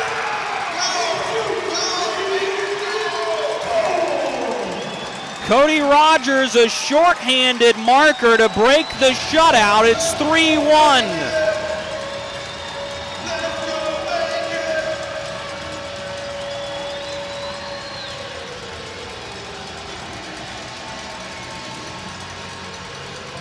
For Cody Rogers, his first goal of the season, first point of the season, on a shorthanded goal that comes 12:39 into the second period. It's the first shorthanded goal this season the Marksmen have given up. And Don Oliveri was blitzed. Had one-man pressure from behind. That was DeBari. Then Koash came in, and Cody Rogers cut free of everybody. We told you the penalty kill had been the best part of the Mayhem game so far. Little did we know they would score shorthanded. Here's a drive from the point by FX Girard, held on to by Dylan Kelly. 7:11 to go in the second period. 1 minute and 9 seconds remaining on the Marksmen power play. And as we told you at the first period intermission report, this is where the Marksmen have been stuck really in their last 4 or 5 games. They come out and they will jump all over an opponent, but they cannot put them away. We'll see how much juice the Mayhem have left, as for now at least they've avoided another blowout in consecutive home games, and they've kept the Marksmen attack at bay. A lot of that has to do with Dylan Kelly. Wrapping around the net, and now to FX Girard. Trades places with Drake Glover, gives it to the point for Jarrett Cupp.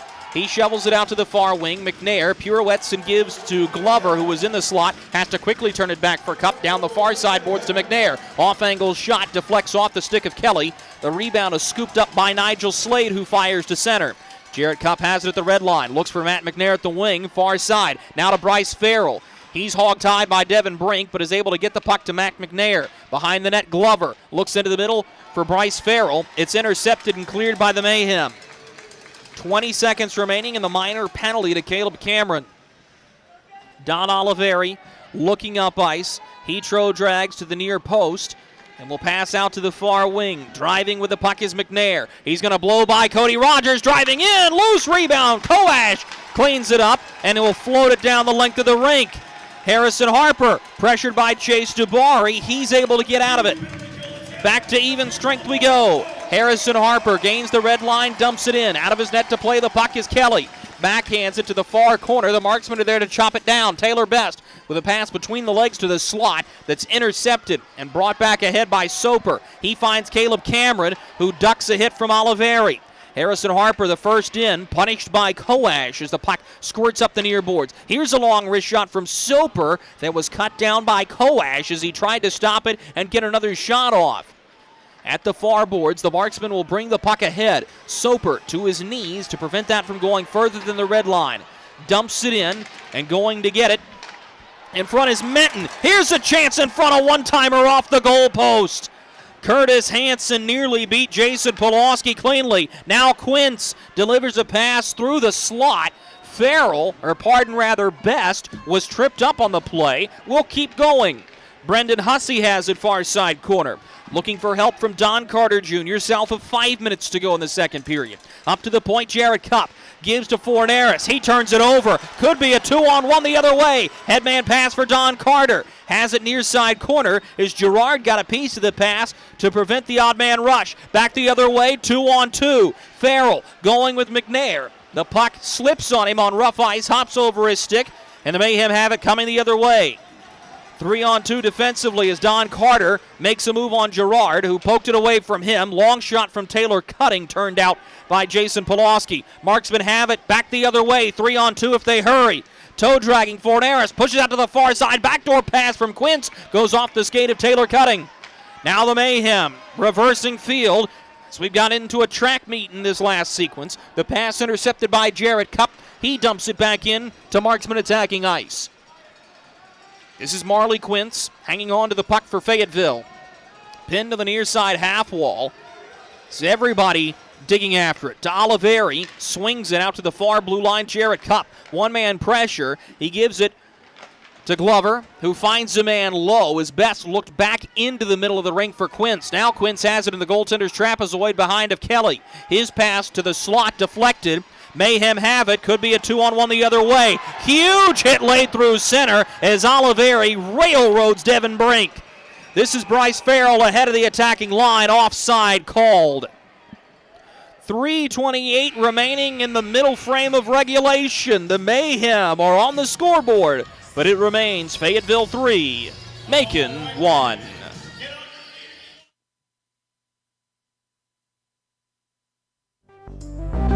Experience the thrill of being a Fayetteville Marksmen season ticket holder and all the benefits that come along with it, including your same great seat for 28 or 14 home games, exclusive season ticket member events, and an opportunity to enjoy discounts on food and beverage and merchandise at the Crown Coliseum. Skate to marksmanhockey.com/season tickets to learn more.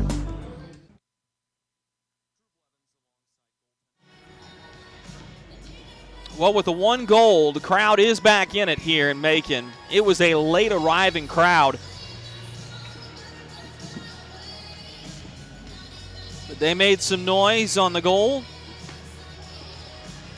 from Cody Rogers. Not only his first goal, his first point of the season. Chase DeBari will get an assist, his first point of the season, and Scott Koash will have his second assist of the year to tie Brendan Hussey and Don Carter Jr. for the team lead in the category. This is Farrell, who tried to break it out to Mccoy, intercepted. Now Koash has it. Knoskey and Harper watching him, but they gave the puck away to Dabari. Turned over again to Wyatt Knoskey, tried to backhand it near the sideboard, slapped back into attacking ice by Kyle Soper for Macon. Koash, the first man in, pass to the slot on the backhand. Polowski with a huge save. Got a piece of it with the glove, and now pushing and shoving. Wyatt Knoskey getting into it with Curtis Hansen, and the linesmen are there to prevent any further altercation.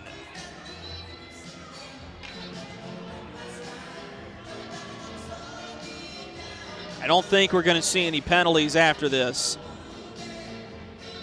Hansen was trying to draw one on Knoskey. Good discipline. 2:58 to go second period. 3-1 Marksman lead. And this is going to be a huge win for Zach Desjardins and company if they can keep this deficit at 2 or slice it down one more time. Because while the Marksmen had great third periods to begin the year, they've been less than stellar recently.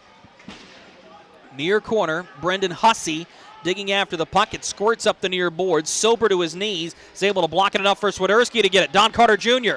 gives it far side. Hussey spins at the far circle. Turns it up to the point. Rogers can't hold the line. Forneris is off after a hard hit at the sideboards. This is going to be an interference penalty, and it's going to go against Don Oliveri.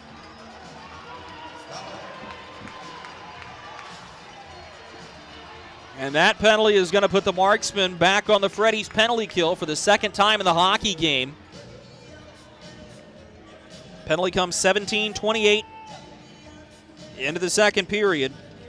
Oliveri for interference.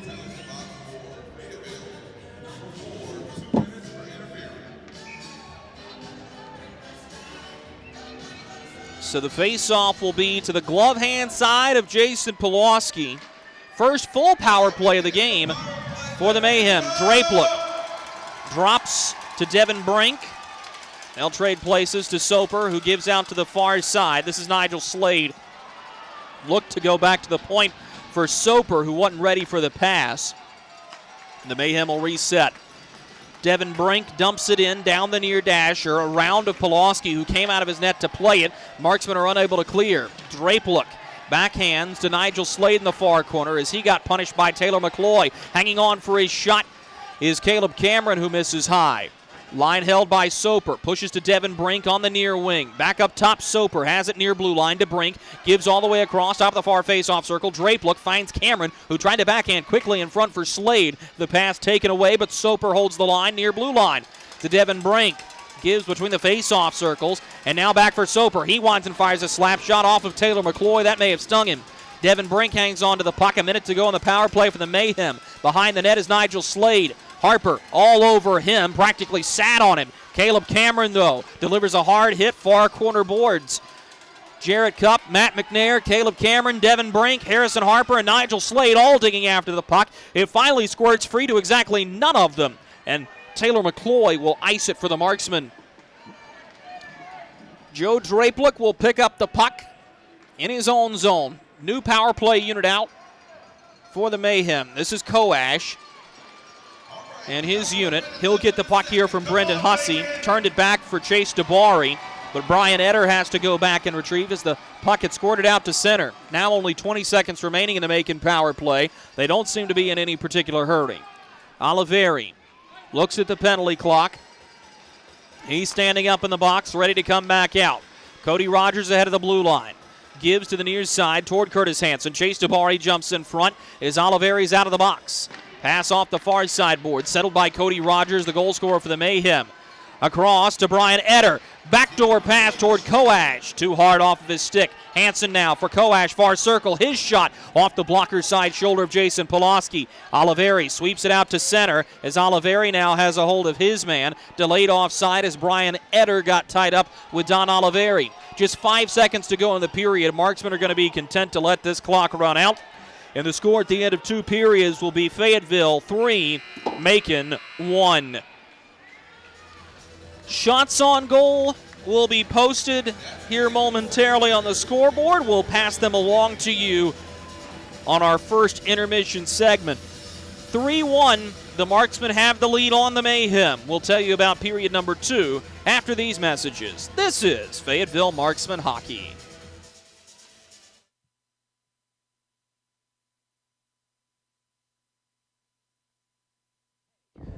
Hey you, are you hearing this but not seeing this? You can change that. Follow along with the entire season of Fayetteville Marksmen Hockey on Hockey TV. Visit hockeytv.com/subscriptions and get the SPHL TV package to watch every single Fayetteville Marksmen road game this year.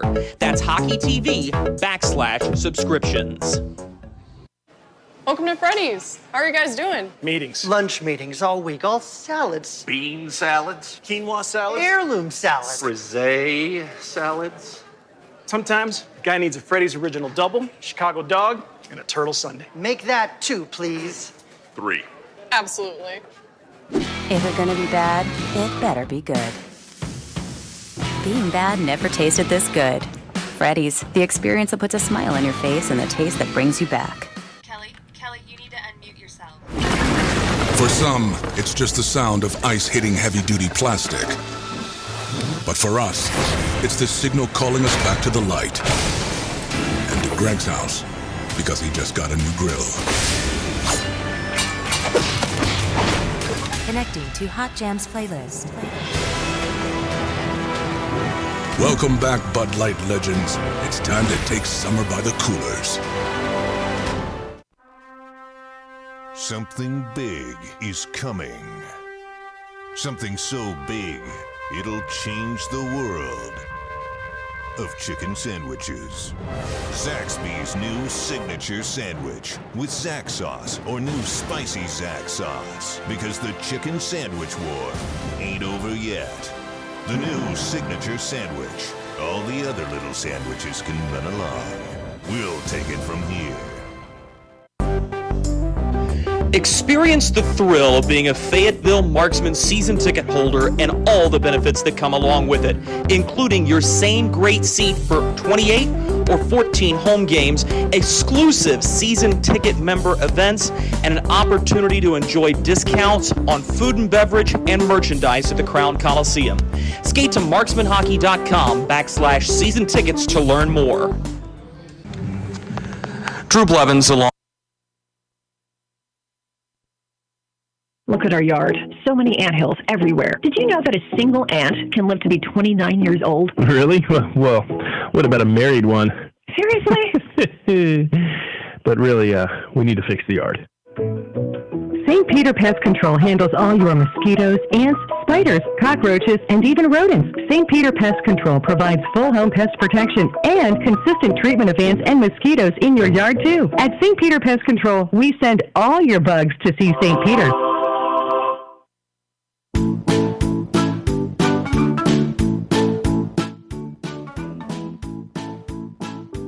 Marky? Carolina's Dentist offers the best in oral care and technology. Hope you're brushing twice a day like we discussed. And don't forget to make that 6-month appointment, okay? We'd like to keep those pretty white teeth looking good for you. Come experience positively different dentistry at Carolina's Dentist, the official dentist of the Fayetteville Marksmen. Well, this season, the second period has not been particularly kind to the Fayetteville Marksmen, as they do have a negative goal differential in the second period, only period that they can say that about this season. So we welcome you back into the broadcast booth. Drew Blevins alongside you on this Marksman second period intermission report. And I think what you take away from this is, A, the Macon Mayhem, when they are playing as a cohesive unit, can be dangerous still. And the other thing is, for as solid as the Marksmen had a start to this game, the finish has not been there. And that's a problem. And we've talked about this, and every single time this happens, every time the Marksmen go up by 2, 3, 4 goals, whatever it may be, there's no sense of comfort that the Marksmen are going to be able to put the game on cruise control and just finish with good fundamental hockey plays. And that's concerning because I think you're going to see the Marksmen be able to jump out on top of teams this season. Knowing what competition they're going to play, and just to put that into perspective for you, between Roanoke and Macon, you play over half your season. It's 13 games against Macon this year. You've already won 2. It's 17 games against Roanoke. You've already won 2. You know that you're going to have the opportunity to come out and be ahead. You've got to finish on these teams. I mean, Roanoke is feeling very confident that they're putting the puzzle pieces together. Granted, they got 2 wins over the weakest team in the SPHL, the Vermilion County Bobcats. They're 2 wins nonetheless. Secondarily to that, and perhaps more importantly, they have 4 overtime or shootout losses. That means they're close. They're in the exact same boat that Birmingham is. And there are no off nights in the SPHL. And it seems cliche to say, but it's the truth. The lone goal of the period comes from Cody Rogers, scoring 12:39 into the second period, assisted by Chase DeBari and Scott Koash. Koash now extends his team lead in points to 4. DeBari with his first assist of the season, Cody Rogers with his first goal of the season. And now the third period takes on a brand new feeling, whereas when you're up 3, you feel like the game is in control in the final 20 minutes. You've worn down your opponent. Even though you don't score, I thought the Marksmen did a good job creating opportunities in the offensive zone, but the one thing you didn't want to do is have a period where you gave up more than you scored. And lo and behold, this is exactly where we are once again for those of you that have been consistently following along with Fayetteville Marksmen hockey. The silver lining to that is, though, I didn't think that the Marksmen took a period off like they did against Birmingham last night. And it's a great shorthanded play on essentially a triple team of Don Oliveri, who didn't have a lot of help or anybody to move the puck to. So you give credit where credit is due for Macon being able to score shorthanded, but I thought after that goal they were able to start creating opportunities 5-on-5, and that's where things get worrisome. And you got to keep an eye on that. For the Marksmen, this is period number 9 of the weekend. You've gone back-to-back weekends where you played 3 games in 3 days, both of those weekends encompassing 2 cities. And after this one, you are going to play 6 of your next 7 at home, which helps. But at the end of the day, you really want to be heading back to Fayetteville with an opportunity to get to 10 wins in 3 games instead of an opportunity to get to 10 wins in 4. As we told you, it doesn't feel like you're approaching the 1/5 mark of the season, but nonetheless you are, and Fayetteville is starting to feel a little bit of the heat and intensity from teams that are breathing up their neck from behind, especially Pensacola and Evansville. Let's go ahead and step aside for a quick commercial break. Coming back from it, we'll head to our Ask the Voice segment where we take listener-submitted questions, and we'll answer a couple of them right here on air. This is Marksman Hockey.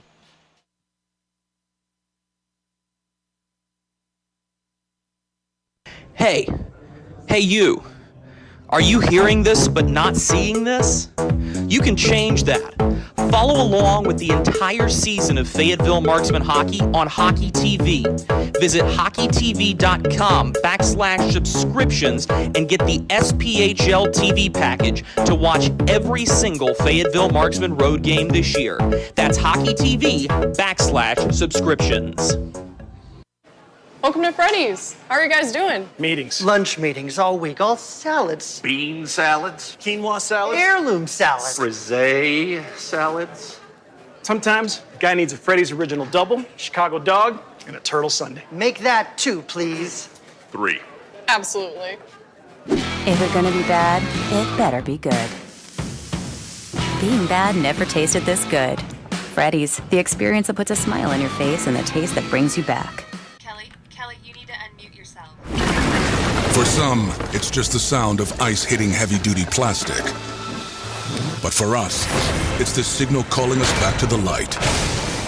And to Greg's house, because he just got a new grill. Connecting to Hot Jams playlist.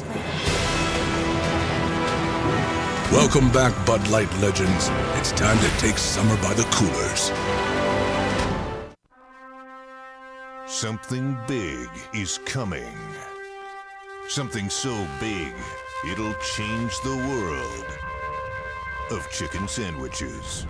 Zaxby's new signature sandwich with Zax sauce or new spicy Zax sauce. Because the chicken sandwich war ain't over yet. The new signature sandwich. All the other little sandwiches can run along. We'll take it from here.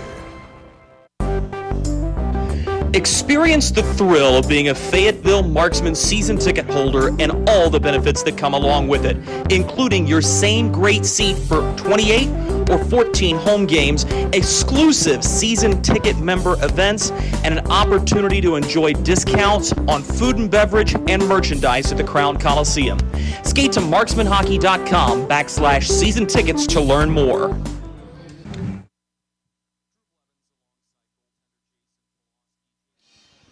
We welcome you back inside the broadcast booth here at the Macon Centerplex. Drew Blevins alongside with you. Let's go ahead and turn our attention to our Ask the Voice segment, where we take a couple of listeners' submitted questions to answer right here in the broadcast booth.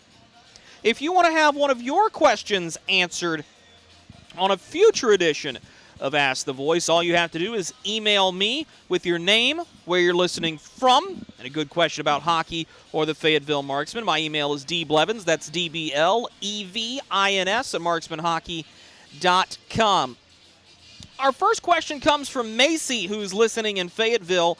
Macy has asked the rather complicated question, how does the Zamboni work? I'm going to do my best to explain this to you, and there could be seminars given on how the Zamboni works, but the Zamboni in itself is, first of all, actually a name. It is not a company. Frank Zamboni invented the first ice resurfacing machine, and now many are manufactured under the Zamboni name. The other major manufacturer is Olympia. But the ice resurfacing machine does a couple of things. The first thing it does is it has a razor-sharp blade, and I'm talking so sharp that if you look at it the wrong way, it'll cut you. And what that is doing is it's being drug along the ice, and the Zamboni operator is setting the blade height to be able to scoop up any excess snow or ice shavings that are piled above that level playing surface they want to create. That shaver puts the snow shavings up, and it actually sits in a hollow at the top of the ice resurfacing machine. Meanwhile, you have a tank of hot water somewhere in the neighborhood of about 140 degrees Fahrenheit that is being shot through sprayers at the bottom of the Zamboni. That's where you're seeing steam come up. That hot water hits the ice, will freeze, and fill in any cracks or cuts in the ice that are below that level playing surface. And you go around the entirety of the playing surface, you resurface it, and then the Zamboni comes off. It'll dump the snow out of the hollow up top, and we'll refill the tanks with hot water, and it'll be ready to go out at the next intermission. But that's in general how the Zamboni works, and I think that's an absolutely fantastic question. Our other question comes from Megan, who is listening in Hope Mills, and Megan wants us to explain the icing rule. Well, Megan, thanks so much for that question. I think a lot of people get afraid to ask questions about the rules, especially new hockey fans. Don't be, because I think it's important, and it shows an eagerness to learn the game, and we thank you for following along here on the Marksman Radio Network.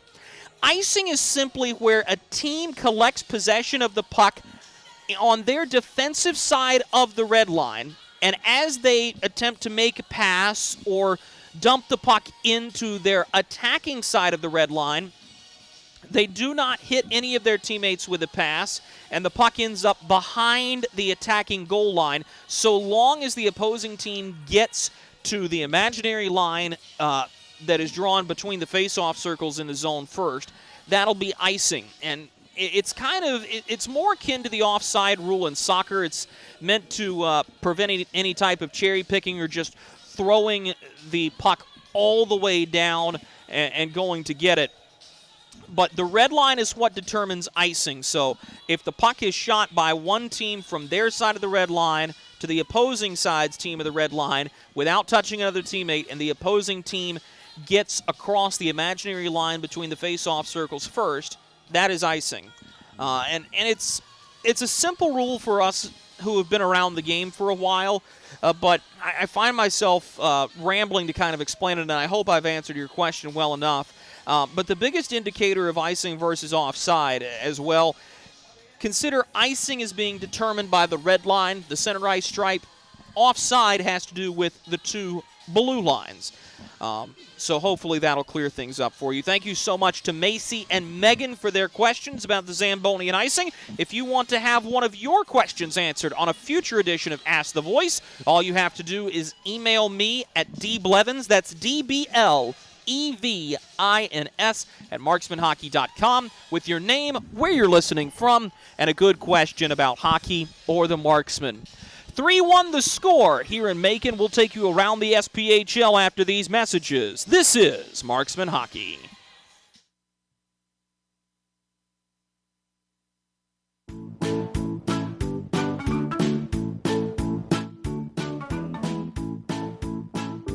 Marky? Carolina's Dentist offers the best in oral care and technology. Hope you're brushing twice a day like we discussed. And don't forget to make that 6-month appointment, okay? We'd like to keep those pretty white teeth looking good for you.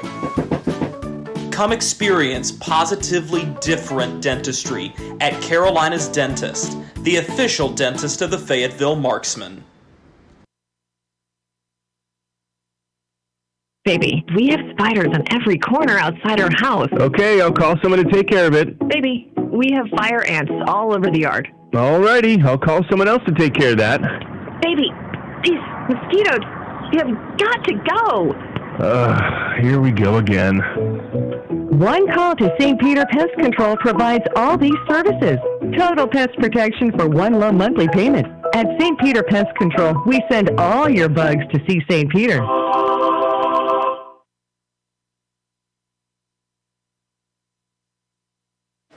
Welcome to Freddy's. How are you guys doing? Meetings. Lunch meetings all week, all salads. Bean salads. Quinoa salads. Heirloom salad. Frisee salads.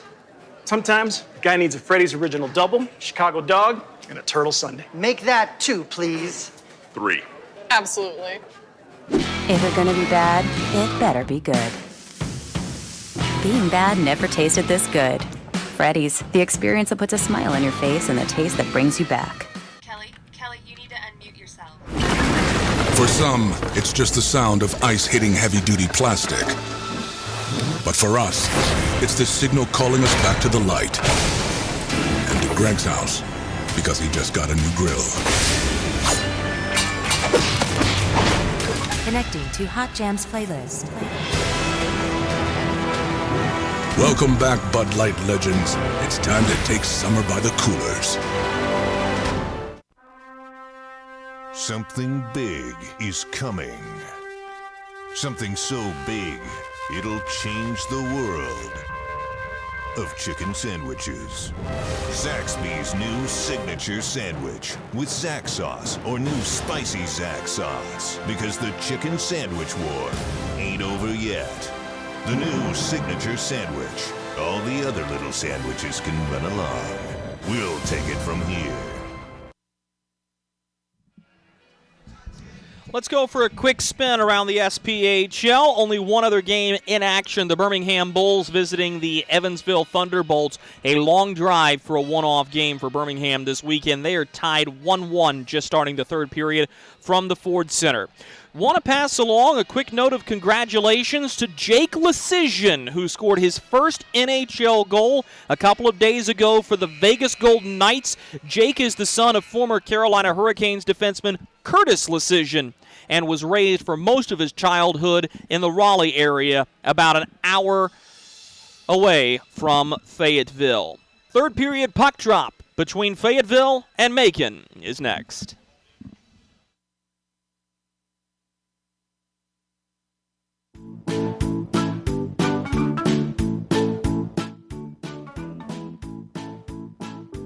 Marky? Carolina's Dentist offers the best in oral care and technology. Hope you're brushing twice a day like we discussed. And don't forget to make that 6-month appointment, okay? we'd like to keep those pretty white teeth looking good for you.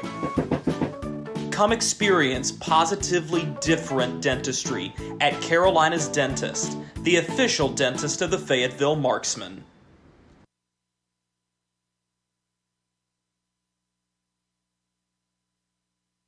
Hey, it's Goldie from Good Morning Fayetteville for St. Peter Pest Control. They've been doing my pest control services all summer, and it's been wonderful not to have to deal with ants or mosquitoes the last few months. All that money I saved in calamine lotion. Ray and Preston St. Peter show up, they spray outside, but they also do in-home pest control. So if you have roaches or, dare I say, rodents, they'll take care of them as well, because the last thing you need is unwanted visitors making a nest in your Christmas decorations up in the attic. Call St. Peter Pest Control. They send all your bugs and pests to see St. Peter.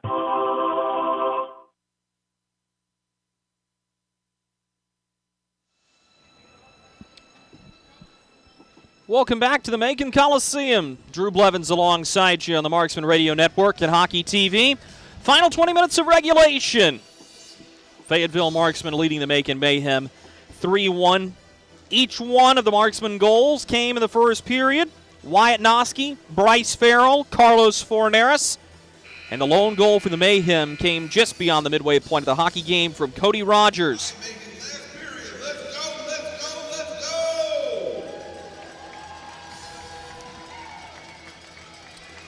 The Marksmen will go from right to left across your radio dial. In the road white sweaters, Macon in the home red. And a quick start. Here's a wrist shot. Turned out Polowski. The rebound taken by Caleb Cameron as he looked back into the middle for Devin Brink. And a strong start to the third period for Macon. Behind the net, wrap chance. Backhanded to the back door. Polowski got a piece of it with the paddle. And maybe a premature whistle as the puck was swatted out of the defensive zone by the Marksmen. Fayetteville dodges a bullet on the backdoor pass to the far side goal post. And I think Jason Polowski got a piece of that with his goal paddle.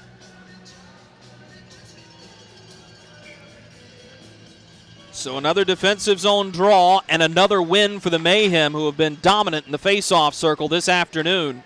Nigel Slade tried to poke the puck forward. Instead, it'll be taken by Forneris, who will give wide to FX Girard. Drop pass intended for Forneris. Gives it away. Slade off to the races with Devin Brink. Brink lays it back into Slade, who's taken down from behind by Forneris.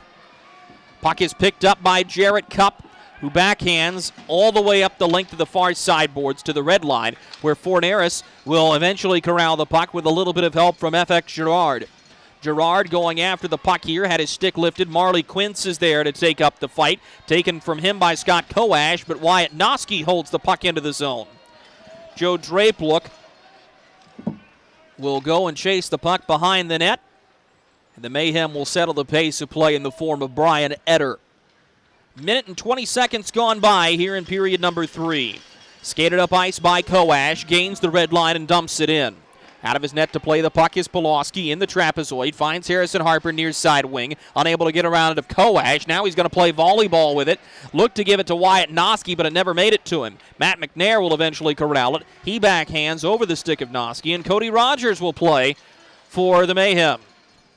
Swung to the near side boards where Koash will go to chase. Harrison Harper the first there. Sends a pass to the far boards, and now a clean breakout for the Marksmen. Matt McNair down the near wing. Driving the puck into attacking ice as Knoskey gets tied up, was unable to go chase for it. Cleared around the length of the dasher before it's held in by Don Oliveri. Hard hit delivered at the far sideboards as Farrell is separated from the puck. Now a chance for Chase DeBari heading the other direction. DeBari at the near wing loses possession, and the puck will be bounced back by the Marksmen ahead of the goal line. This is icing with 17:50 remaining in the third period. If you want to bring a group of 10 or more people out to a Marksman game this season, call our offices at 910-321-0123 and ask about our group deals. We have discounted tickets as well as other amenities for your groups. Again, that's 910-321-0123. Face-off one in the defensive zone by the Marksmen. They'll begin the breakout up the near sideboard. Swiderski unable to get it further up. And now Taylor Best has it. He's sandwiched against the boards by Taylor Cutting. Teammates love that. Cutting, edgy player, You never really know what to expect out of him, but I can tell you, in his time with the Delaware Thunder of the FPHL, a team that was not particularly competitive, and then eventually making his way a couple of other places before the SPHL, he is a beloved teammate. Brought ahead now by Brian Kerrigan. Just had to lay it into the zone, and Best will go to chase as Kerrigan did not have reinforcements going with him. Pass to the far boards, intercepted by Cutting. He'll bounce it in along the kick plate. Polowski will set this one up on a tee as Don Oliveri takes a look in front of him. And he'll start to the far goal post. Pass to center for Marley Quince. Tried to sidestep Caleb Cameron and could not. At the blue line, Cameron tries to push it forward, and he does, just right to the Fayetteville Marksmen. Handling the puck is Alexi Girard. Devin Brink all over him, making life difficult. Girard got smacked by Caleb Cameron. Devin Brink will go digging after the puck along with Cameron. Girard and Quince, along with FX Girard, digging after the puck. Joe Drapelook has it pinned on the boards, finally pulled free by Marley Quince, is able to backhand it off the far glass, but Drapelook has the puck for the Mayhem. To Brian Etter, and now back for Drapelook. Looks to the near side, finds Nigel Slade, avoiding the hit from Don Oliveri. Those two former teammates, the 1920 season. Drapelook watches as the puck crosses the goal line. This is icing and no line change coming for Fayetteville with 16:03 to go in the third period. The score remains 3-1, but the Marksmen are having to play a lot of defensive hockey here early in this third period.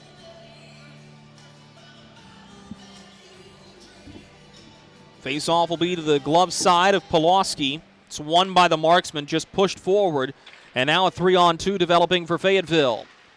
Oliveri sends a shot toward the net. It goes off the stick of Chase DeBari and out of play as Oliveri gave a strong gesture to get DeBari off of him at the end of that play, and everybody skates away. 15:56 to go in the third period. 3-1 the score. Marksmen have been in the driver's seat since the first period, trying not to let another large lead slip through their fingers.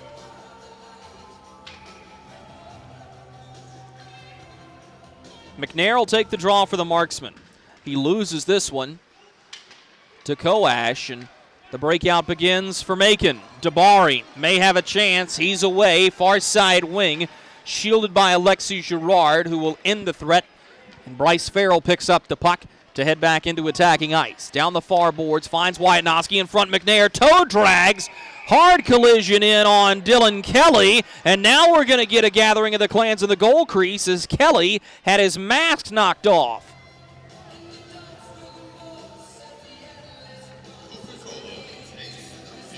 Yeah, I can tell you that's not a fun spot to be for McNair or Kelly.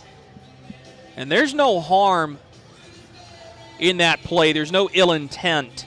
Kelly came out to challenge on the top of his goal crease. McNair got the puck, lost it, and had no room to go anywhere. So Kelly will be given the time to adjust his mask. Once he gets it back to proper specifications, we'll be ready to go on a face-off that'll be to his glove side. It's a clean win for the Mayhem. Taylor Cutting finds his defense partner. Kerrigan floats it back up, intended for Don Carter Jr., taken away by Girard, who plays it down the near side boards. Backhanded deep into attacking ice by the Marksman, Cutting the first there, and he'll begin the breakout again. Finds Brian Kerrigan near side boards. Another pass, this time intended to go up to Brett Menton. It never made it to him.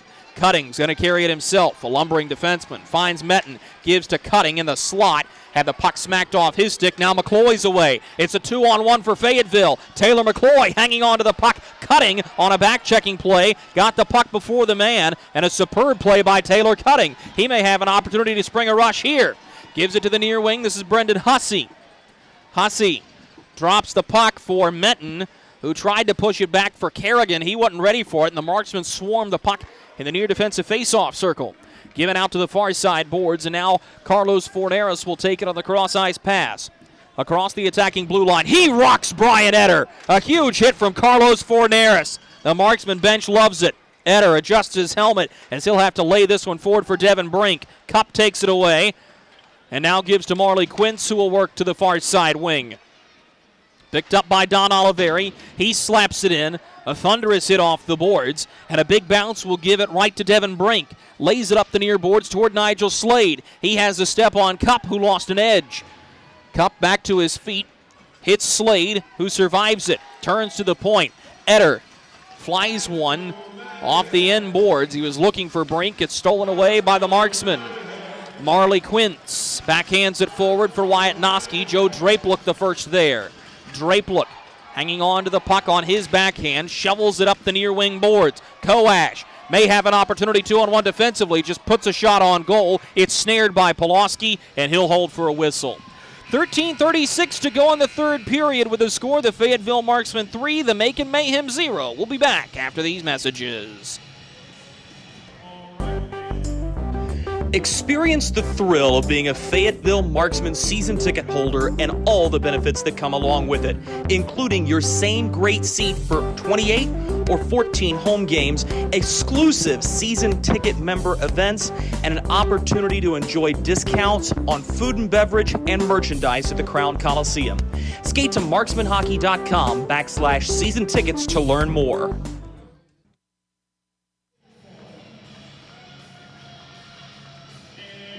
13:36 remaining in the third period. 3-1 Marksmen leading the Mayhem in meeting number 3 of 13 between the two teams this year. Fayetteville won the first two on October 29th and October 30th. A perfect October for the Marksmen has yielded way to a average start to November.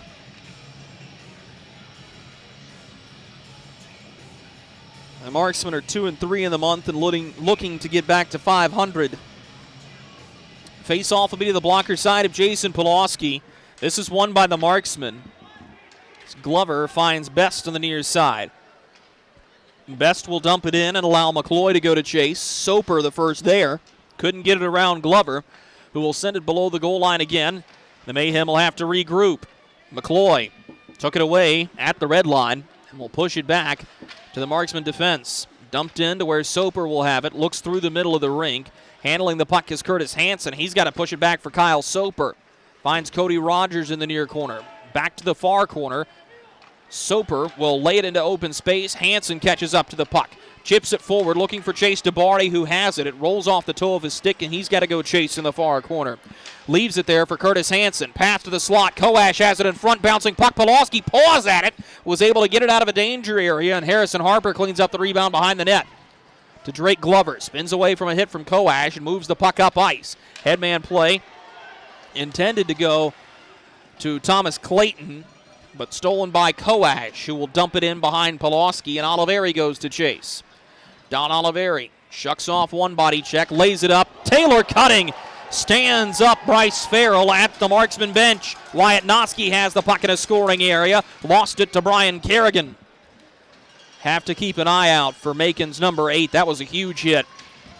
Farrell takes another rough shot in the chops as Taylor Cutting will handle the puck back behind of Dylan Kelly. 12 minutes to go in the hockey game. Cutting's team, the Mayhem, trailing by 2. Here's a wrist shot blocked on the way through. Stepping in front of that one was Zach Boyle. Brendan Hussey backhands in the general direction of Swiderski. Knoskey knocked from his feet as he tried to get the puck. Now Swiderski stood up by Oliveri. He left his feet. This will be a penalty. It's going to be an interference call that Mark Dungan will assess to Don Oliveri. And Oliveri's going to stand at the penalty box door and have some words for Mark Dungan.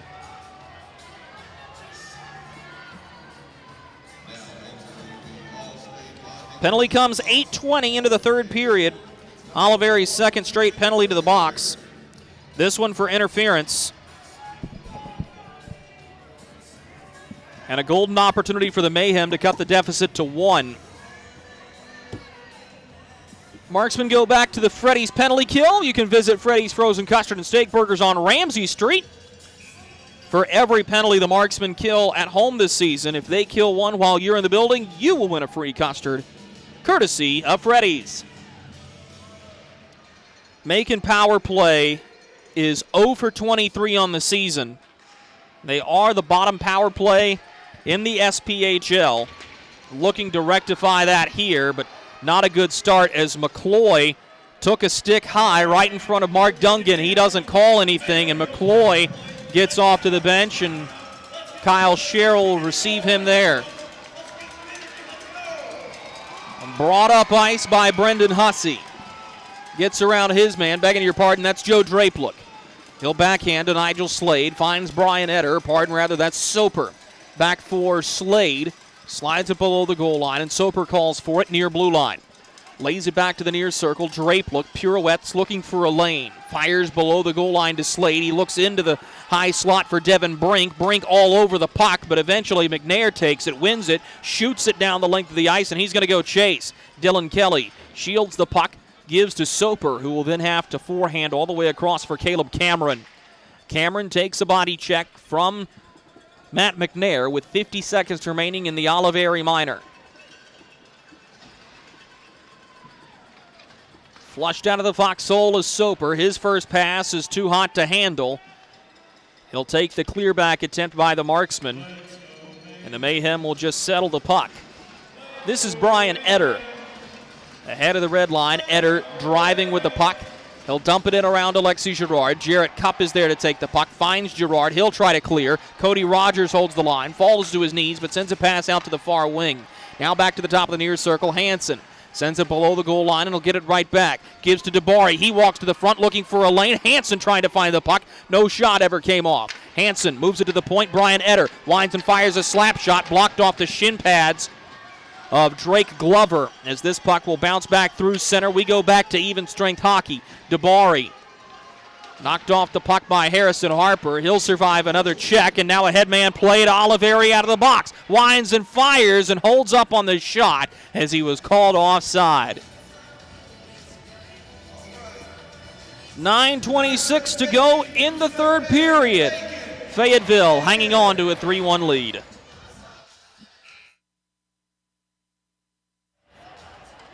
Well, just as I was about to go to commercial, Taylor Cutting tried to get involved with an altercation with Don Oliveri. Everybody's going to skate away here, and now we can take a commercial break safely. 3-1 the score, Marksman lead.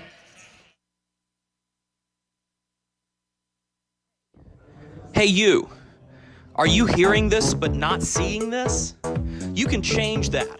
Follow along with the entire season of Fayetteville Marksmen hockey on Hockey TV. Visit hockeytv.com/subscriptions and get the SPHL TV package to watch every single Fayetteville Marksmen road game this year. That's hockeytv.com/subscriptions. Taylor Cutting came up and accosted Don Oliveri after he had exited the penalty box and was called offside. And I am rather shocked that there are no penalties assessed, as both Oliveri and Cutting lost gloves, and that is typically enough to give you 2 minutes for roughing, even if there are no serious punches thrown. Cutting remains out on the ice, and wherever he goes, he's somebody you have to keep an eye on because he is a physical hockey player. Brian Kerrigan pokes it to Brendan Hussey, but it's intercepted by Best, who knocks low for Glover. Taken away again by Brendan Hussey, works to the far side boards. So the Marksman will control. Long shot by Thomas Clayton, misses wide. Back behind the net, dumped is Glover. And the Mayhem have it 2-on-2 coming back the other way. Don Carter Jr. down the far boards will dump it in as he gets crushed by Thomas Clayton. Marksmen get to the puck. Brought ahead by Taylor McCloy. He'll gain the red line and backhand it in. New line coming out for the Marksmen. 8:40 to go in the third period. Fayetteville 3, Macon 1. In back of Dylan Kelly, the Mayhem will await reinforcements. Etter will find Slade on a good first breakout pass, but it's intercepted by Marley Quince. He gives to Jarrett Cupp in the low slot. Cupp kicking the puck back to his stick, never got the shot off. Cupp puts it in space. Forneris tried to feed it to the point. Well defended. Forneris now backhands to Jarrett Cupp, settles near blue line. Finds Forneris at the near wing, sweeps it up to Don Oliveri. Oliveri gives to Jared Cupp, who has it middle blue line, sends a long shot in that ricocheted off the hand of Brian Kerrigan. To the far boards now. Marley Quince has the puck on the half wall, has to give it below the goal line as FX Girard will give it back to him in the trapezoid to Forneris, near side attacking corner.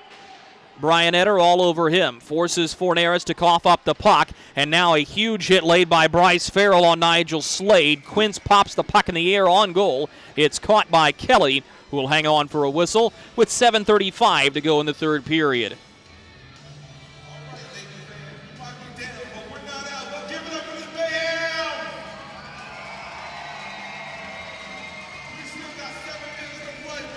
The face-off will be to the glove side of Dylan Kelly. Macon looks for a rally, trapped in their defensive zone here, though. They'll poke the puck ahead off the face-off. Knoskey takes a spill. Bryce Farrell finds the puck, has a man going to the front. It's Knoskey, a one-timer, shut down by Dylan Kelly. His best save of the period so far. Pitchforked up in the air. Alexi Girard fields cleanly, and he'll clear it back in. Cody Rogers turns away from one-man pressure. Farrell finishes him. That'll allow the puck to jostle free. It's taken by Matt McNair, but turned over. Now Dabari has a partial breakaway. Drops for Koash on the backhand. Push wide. Rebound in front. Nobody home. A golden opportunity for the Macon Mayhem. They couldn't corral the puck cleanly. New line coming as Soper dumps it in for the Mayhem, and Fayetteville nearly got caught on a horrible change. Alexi Girard will end up directly behind of Jason Polowski, looking up as the line change is completed. Well, that put a scare into the Marksman bench, seeing how close that was to becoming a one-goal hockey game. To the near side, Best after Mccoy gets dropped by Taylor Cutting on a hip check. Tensions are starting to rise here, and a lot of that has to do with Macon's number 8. Here's another one. Drake Glover took a shot up in the chops from Brian Kerrigan. It's Best engages with Taylor Cutting. Meanwhile, Caleb Cameron is hauled down from behind. No call, and this game is starting to get very chippy. It's the first of 3 straight between these two opponents, and the series will run through next Saturday, the 20th, in Fayetteville. Brian Eder slides a pass through the middle, a takedown as Cupp got tied up with Caleb Cameron. It'll be a tripping call. The Marksmen are going to go back on the power play as Dylan Kelly melts the puck on the half-hearted opportunity. Tripping will be the call. Cameron knows it. He'll have a seat. 5:41 to go, third period.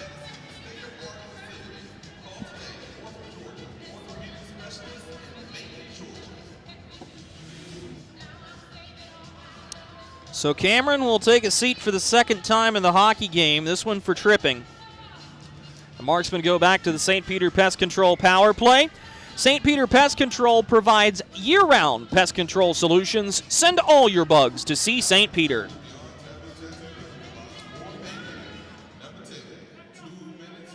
Marksmen are 0 for 5 on the St. Peter Pest Control in the hockey game, and a false start off the draw. Nigel Slade may be thrown out of the circle. Mark Dungan insists that he is. Slade's going, drop the puck, just drop it. It is, and the Marksmen win it to the point. Fake slap shot will set up Don Oliveri to quarterback the power play. His wrister through traffic, watched into the leg pads of Kelly. Rebound opportunity. Here goes Macon, a headman pass to Koash, but he wasn't able to corral it cleanly. Oliveri finishes Scott Koash hard into the near corner boards, and will get the puck from Carlos Forneris to set things up on the power play again. He'll find Taylor Best, who comes down the left wing side. Gives to Marley Quince in the middle, trading places with Best. This puck deflects up to the point. Oliveri slides it into space. That'll allow Forneris to grab it for the Marksmen. Sends it to the far corner, now Best. Hangs on to the puck and turns. Trading places with Forneris. A pass to the slot. Mccoy looking for the one-timer. Never made good contact on it. Free clear for the Mayhem as a new PK unit comes out. South of 5 minutes to go in the third period. 3-1, Fayetteville in the driver's seat still. Every one of the Marksman goals coming in the first period. And they have done a superb job in the last 4 games of scoring early. just wanting to finish the job here this evening. Taken away by Devin Brink on the zone entry. Chipped up ice. Curtis Hanson in a foot race for it. Beat out by FX Girard, but he gives the puck away, and Macon clears it the length of the rink. Just 45 seconds to go in the St. Peter Pest Control power play for the Marksmen. Picked up by Jarrett Cupp. Speeds around Don Carter. Cupp gives to Drake Glover near side. Finds Jarrett Cupp again. He'll have it on his backhand. Spinning away from trouble provided by Kyle Soper. He'll send it below the goal line. This is Drake Glover. He gets tied up by Carter. Pushed to the point. Jarrett Cupp has it. Middle blue line. Swings out of the far side. Harrison Harper looks into the middle. Glover gives it on the backhand. Best can't get it to go. Taylor Best had it in a scoring area. Low slot. But Dylan Kelly knocked it away from him. Now just 9 seconds to go in the power play. Jarrett Cupp gives out to the far defenseman. That's Harper to Cupp. Looking for a lane. Matt McNair has it. Top of the near circle. Low wrist shot. Save made. Big rebound. Cleared up to the point. Cameron out of the box has it. 3-on-2 for Macon. Given to Brendan Hussey near wing. Lays it in front. Pushed just wide by Caleb Cameron. The Marksmen have the puck. They'll sky it the length of the rink.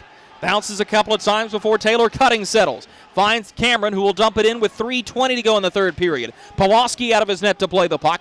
Backhands to Don Oliveri, far side wing. A headman pass to Taylor Best. He comes down the left wing side, drops for a one-timer from Forneris. Blockered out by Dylan Kelly. The rebound held on to by Quincy, loses to Devin Brink. Brink is lined up by Oliveri.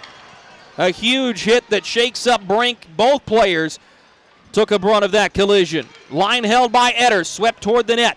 Far side corner, Taylor Best reaches after it, has to poke it back for Oliveri. Look to give into the middle. Now a rolling puck is taken at center. And Brian Kerrigan will reset for the Mayhem. Dumps it in behind Polowski.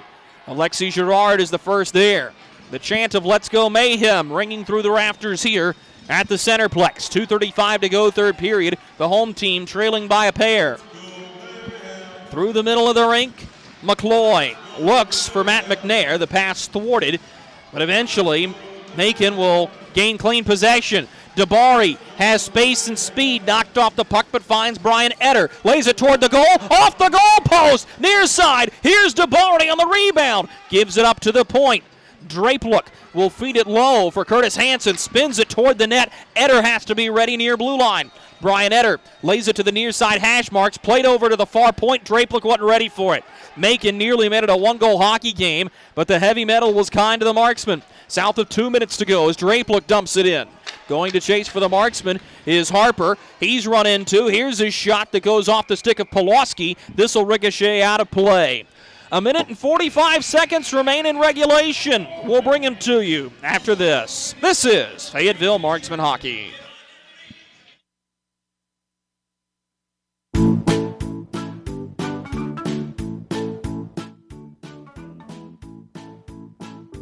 Mikey?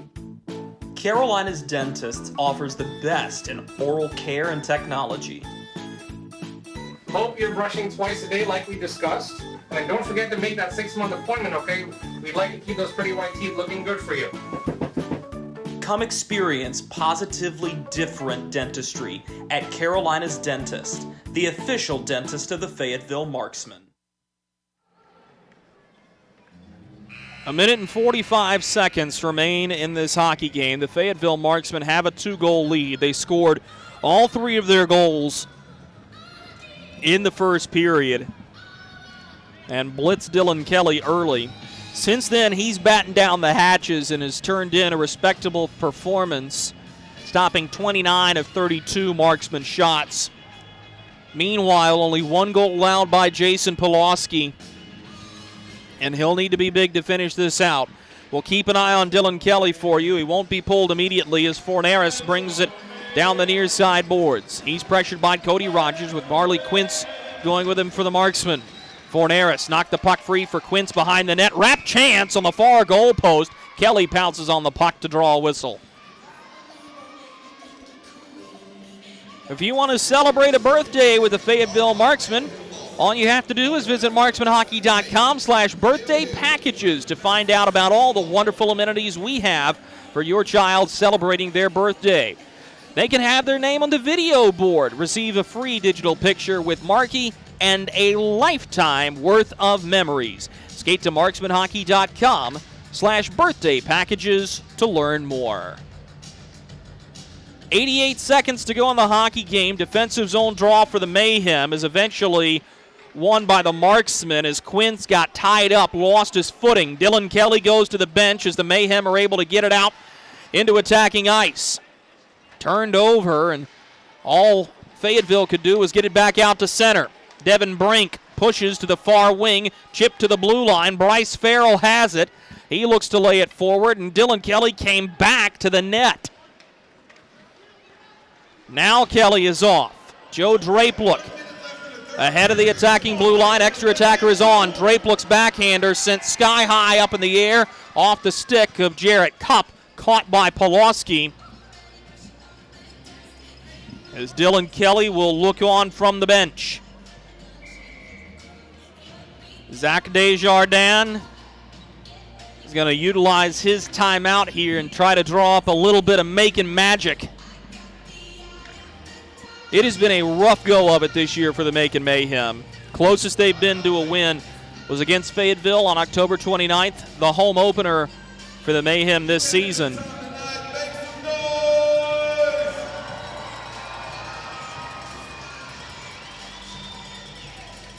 And the thing about this situation is with 52 seconds, they need 2, not just 1. And it looks like the unit on the ice will be Caleb Cameron, Devin Brink, Brian Etter, Don Carter Jr., Nigel Slade, and Joseph Drapelook. That surprises me because I think the best player for Macon in this hockey game has been Scott Koash. It's a face-off won by the Marksmen. They'll rim it around the boards. Matt McNair finishes the job out to center. Around to Brian Etter as Devin Brink will grab the puck and swing it to the far side for Caleb Cameron. Toward the net, Devin Brink has to drop it for Brian Etter. A long wrist shot deflected wide of the net. Oliveri can't clear. Pushed back toward the net by Don Carter, but he misses wide. Devin Brink looking to give into the near corner for Don Carter. South of 30 seconds to go in the game. Bad pass to the point. That may just do it. Etter is going to have to chase it all the way down into his defensive zone. 17 seconds to go as Brian Etter gets to the puck. Sends it through the middle to Devin Brink. He looked to give it back to Caleb Cameron, was unable to do so. Rogers will push wide.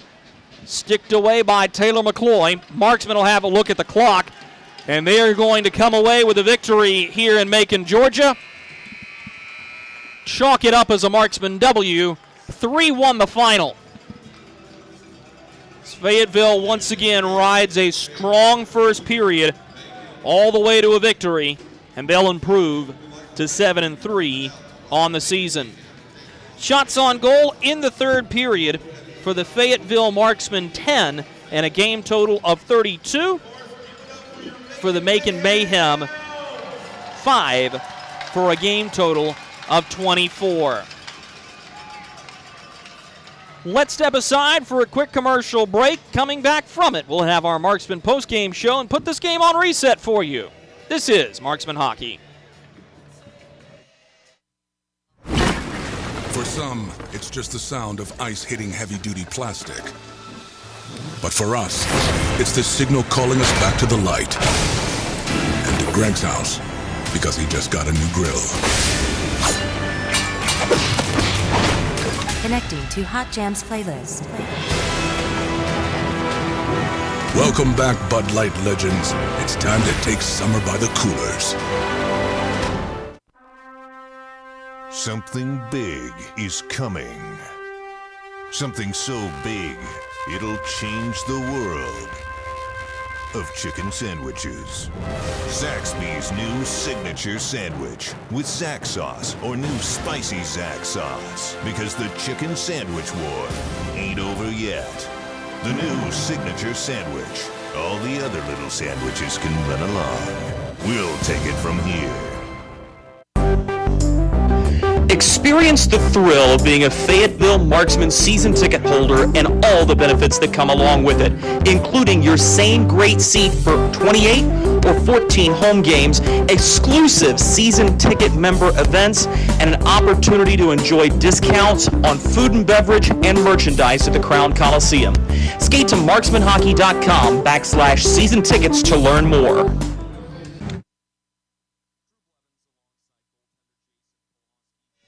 We welcome you into the broadcast booth here at the Macon Coliseum for Marksman postgame. Let's go ahead and put this game on reset for you. Started quickly, Wyatt Knoskey's first career pro goal, assisted by Bryce Farrell. Just 4:54 into the first period. The Marksman would not let up offensively. Farrell would then get into the scoring with his first pro goal, 9:20 into the first period, assisted by McNair and Knoskey, both of whom had tremendous hockey games, I thought. Then Carlos Forneris would add one more on a feed from FX Girard and Marley Quince at 11:56 into the first. That would make the game 3-0, and you got the sense maybe the Marksmen were going to be able to finish this one off.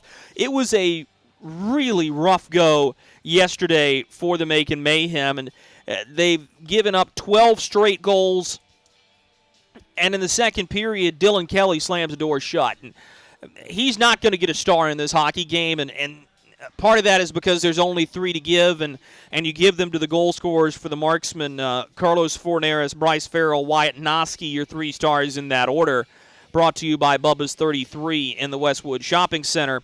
But what stands out to me is Dylan Kelly never stopped fighting.